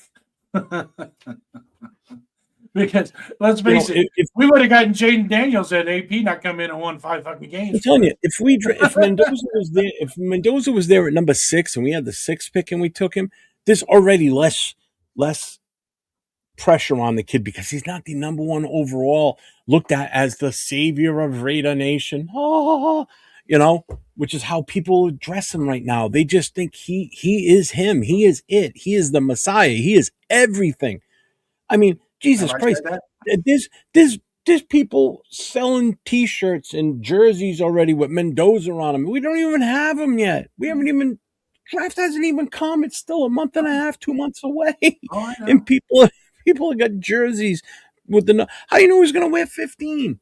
You don't even know what number he's going to pick. What if he wants to go back to his high school number or whatever? God, talk about delusional. And you know what? I love his statement because his comment is actually 100% spot on. Las Vegas Raiders are the NFL's ultimate split personality. On one hand, a team that thrives on chaos, swagger, and defying expectations. On the other hand, a franchise that can't stop sabotaging itself.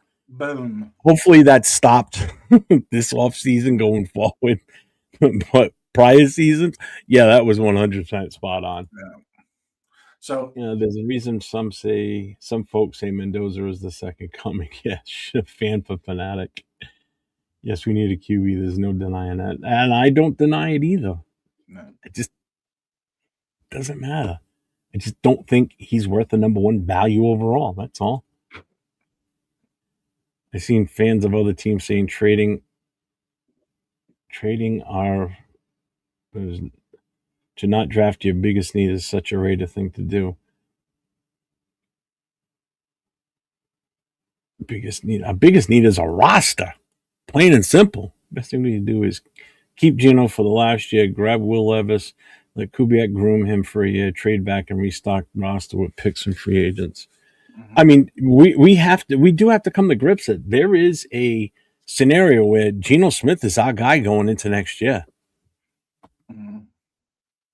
He's on the roster now for another year.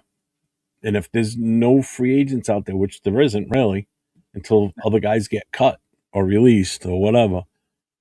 No. But then again, coaching could play a difference in what we get out of him.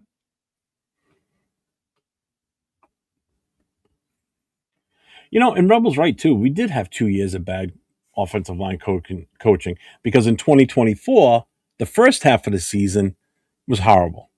Because you had Getsy and whatever that guy, I forget, what was that, Gorgon, whatever the fuck, Grows. Yeah, it wasn't until we turned it over to Joe Philbin and let him. Exactly. And they started playing better. They started getting better coaching. Yeah. This year, right. I have my movie director over here. What's up, Martinez? We're at almost 3 hours, Skipper. All right. Yeah, you can bail out. I'm going to just go through the rest of the chat, catch up. I want to end the show with you. Oh, all right. All right. Well, I didn't know if you had to take off. No. Any good free? Oh, what's up, Bat Fry Pods? What's up, man? Welcome in. Make sure everybody that's new in here in the chat, make sure you guys hit the notifications, hit the subs for both channels. I'm 401 Raider Jeff. Gentleman next to me he's listed as Raiders First Downs. Make sure you get over to his channel and hit that sub and notification. Let's see. But this is going to be our new show on Friday nights. We do live phone calls. Saturday I did night. shut the number. Yeah, Saturday night. I did shut it down from the net on the phone calls because it is already 1:00 here, and I need to start quieting down the house because everybody's asleep. Yeah, same there. there. You Bills for the. Oh, wait, I didn't even finish reading this. Any good free agent offensive lineman Raiders will probably have to overpay them to come Vegas due to the state of the roster and consistent shit show we've been in. Yeah. I believe that I agree with that in a way. I'm kind of hoping Kubiak him being here shows the possible future progression of this team. Mm-hmm. We'll see. Peanut oil, he said. Now you're cooking with peanut oil. Mm-hmm. Let's see. If we draft Mendoza, it's going to be exactly like when the Pats drafted Plunkett or Wilson with the Jets, or even Mayfield with the Browns for a current guy. Yeah. Well, you got to think about why our roster was so bad, too. It was filled with a bunch of guys on one-year deals. We've got less free agents this year than we did before the start of 2025. 2025, we had 27 free agents. We had 23, 21. 23 expiring contracts this year. Yeah.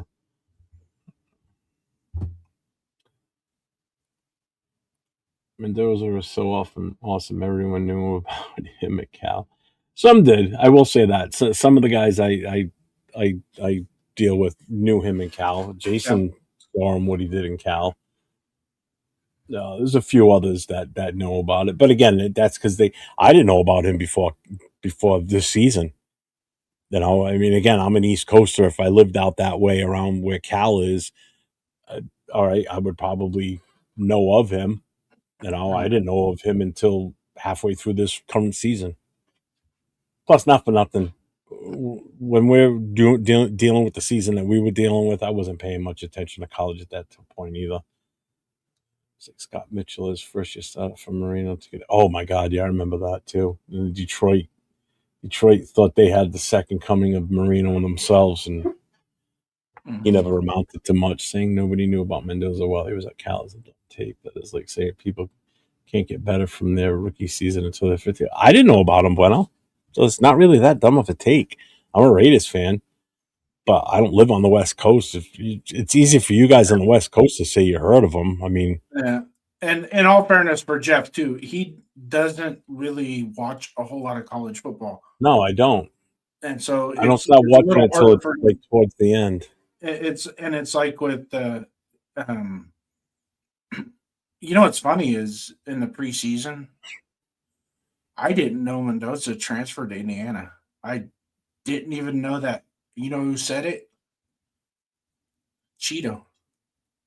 Oh, really? He's the one. I go, oh shit, he went to Indiana, and it was the week before the Illinois game, and then I pulled him up on the Illinois game, and I saw him play. I was like, oh wow, that's pretty good. What's up, Perry? What if the Raiders pass on Mendoza and he turns out to be a top 3 QB in the league? Where he goes, would you be sorry the Raiders passed on him? You know, that's the other thing. When people say, you know what, we should have taken that guy. Look how good he is with that team. You gotta go apples to apples in that case. You gotta look at the structure of the team itself too. You know, like, how do I want to word this? All right, I'll give you an example. It's going to be a player that was already in the league for a while. Okay. So you take Saquon Barkley. He's on the Giants all this time. He's a really good running back while he was with New York, but wasn't surrounded with a lot of talent. They weren't moving in the right direction. So he gets a chance to lead there as a free agent. He goes to a team that runs a different system. They have a lot of talent around him, an offensive line that's built up, and he flourishes. Runs for 2,000 yards. They win a Super Bowl. He just had a phenomenal year. The whole team was just on a roll. Okay. Yeah, Jalen Hurts didn't have like this magical statistical year because they were a run-heavy team. It's obvious. He rushed for over 2,000 yards. If you're good at a guy that's running for over 2,000 yards, your quarterback's not going to be playing at a super high statistical level. He's going to be kind of middle of the pack. So you have to look at where this player ends up on what type of team. Does he end up on a team that was all they needed was this guy to come in, and he goes to a team that's already got their offensive line set. They've got running backs. They've got tight ends. They've got everything. All they're missing is that quarterback, and he has a phenomenal career or does great. Okay. But then we take him. We're not ready because we don't have the offensive line. We don't have the wide receivers. We have to hope and wish that we do that in free agency and in the draft this year to hopefully put Mendoza on the field and be successful. Whereas if we pass on him this year and go a different route and build up the roster, so when it comes time to grab that franchise quarterback, we're ready to roll because we've got the running game knocked out. We've got the offensive line set up. We've got an assemblage of wide receivers. We've got our tight end and Brock Bowers. We're ready to go. Now we get him, and now we go heavy into defense too, so we can kind of even it out. That's the difference. Yeah, he may go to a team and be great, but if he comes to us and we're not good because we're not ready. Let's face it, our offensive line, whether good coaching or not right now, is not going to be up to the task with what we have on this roster. Plain and simple. What we have on the roster right now will not be with us at the beginning of the year. It will not be the same. There'll be 2 or 3 pieces, but not the whole lineup is not going to be the same. So that part I'm not even worried about. Yeah. But what I can tell you though is Mr. Mike Tomlin ain't coaching the Pittsburgh Steelers no more because they sat and wait. We'll get a franchise quarterback. Wait. And then they took a gamble on Kenny Pickett, and that blew up in their face. And wait. Boy, we can wait. We can get it. We can get a franchise quarterback with the 25th pick. Wait. And it just didn't happen, did it? So when you're in a position to get a franchise quarterback, you gotta jump on it. And if you don't think he's a franchise quarterback, then don't take him. And I'm all with it. I mean, trust me. Yeah. I'm 100% with that. I mean, it's going to come down to whether Kubiak thinks he can build the system around him. That's what it comes down to.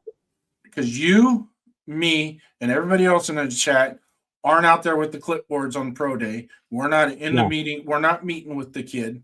We're not going over thousands and thousands of hours of game film and practice. And there's another thing too, is Indiana provides practice film to the scouts as well pre-draft. All that gets mixed into it. We don't have access to it. What do we have? Right. A television. We have a television and a commentator that's pumping it up, right?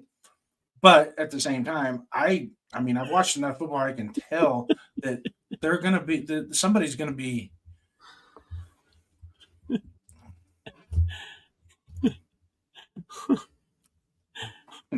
Stop playing plays and NFTs and Bitcoin. Yeah. That's a good one, though. That's funny. Yeah. Let's see. The sample size. Is the sample size sufficient for Mendoza to take him the first? There's not a sample size. There's a huge. You got at least 38 games of good tape on him. Yeah. You take into the 2 years at Cal and the progression that he made at Cal, because he did progress at Cal. He did have some. He was just on that team. Was just he got everything he could out of that team. They almost beat Miami. They lost to him by 1 point, and while he was at Cal, it was the exact same Miami team that he beat in the national championship, except they had Cam Ward instead of Carson Beck. It was the same exact team.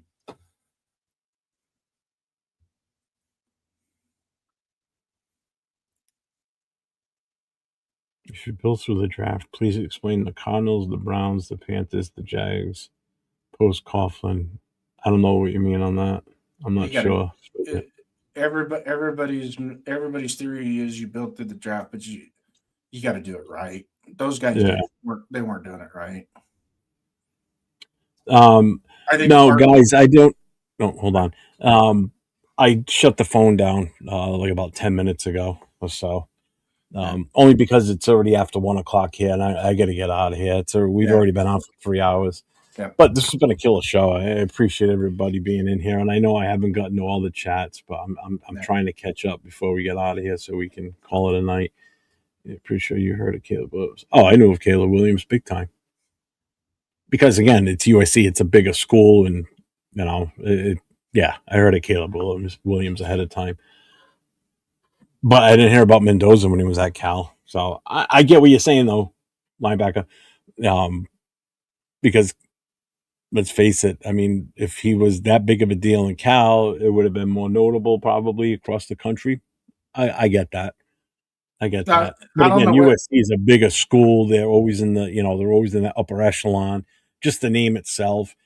And the fact that me being a Raiders fan and knowing that a lot of our players in the past came from USC, Marcus Allen and everything, I do keep track of some of these teams, some of these schools, because of just by formality through the years, Mm-hmm. But yeah, I did know about Caleb Williams beforehand. Yeah, that's not why I don't like. I didn't want. I like Caleb a little bit more this year, but coming out of USC, he was ad-libbing too much when the offense was. I mean, he had Mekhi Lemon and Zachariah Branch to throw the ball to, and he was doing a lot of ad-libbing. It'd be guard anyway. Martinez, not center not tackle for JPJ. Let's see. These dogs know how to do all these tricks, but all I can do is come and roll over. QBs right now that could play in any system, regardless of coach. Mahomes, Jackson, Allen, Burrows. These four are the clear current cats going. You know what? I was just thinking about this too today. Once the draft comes around, I know it's going to come up on my Facebook feed. It's going to be my memory of draft day number 1 when Burrow got drafted by the Bengals, because my exact post I put on Facebook was, I was like, well, it sucks for Burrows. He's gonna go to the Bengals and he's gonna be on a shit team for the rest of his career. Good luck in Cincinnati. And how's that worked out for him? It's pretty much almost right on the money. I mean, he's had a couple of, successful seasons with the team. Like, the team itself has been successful, but I was right on the money with that because they were horrible this year. If we can start hitting more spleen types and less $200 million bust ass sus SOBs, we can start looking at free agency. Yeah. Let's see, like Robert Kraft always says, there's only one thing better than a back massage. Yeah, I agree. Tyree was I don't want to hear about that one. It drives me nuts. Christian Wilkins got AP and Telesco fired. Name any franchise QB in this draft. Any? I don't think there is any in this one, to be honest with you. Not in this one. I don't know.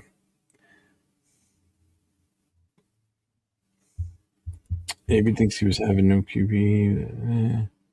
Sorry, guys. Once I get to the end of the chat, we're out of here. Let's see. No, you still got it. Just tell us something you never told. Fucking bueno.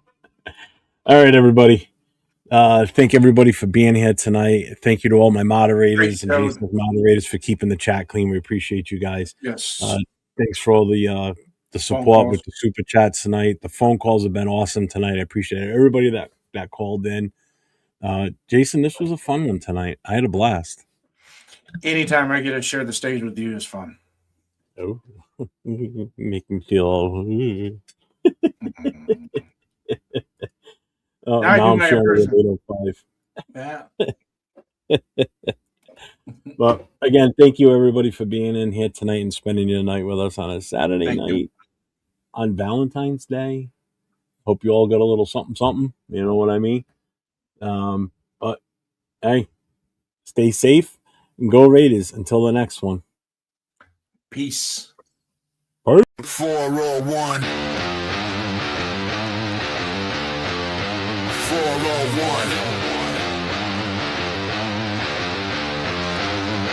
Silver and black, yeah, we never fold. New winning roots with a Raider soul. East Coast grind, West Coast pride. Raider Nation, worldwide. 401. Say it loud, 401. Feel that sound from the stands to the screen. This is Raider Talk.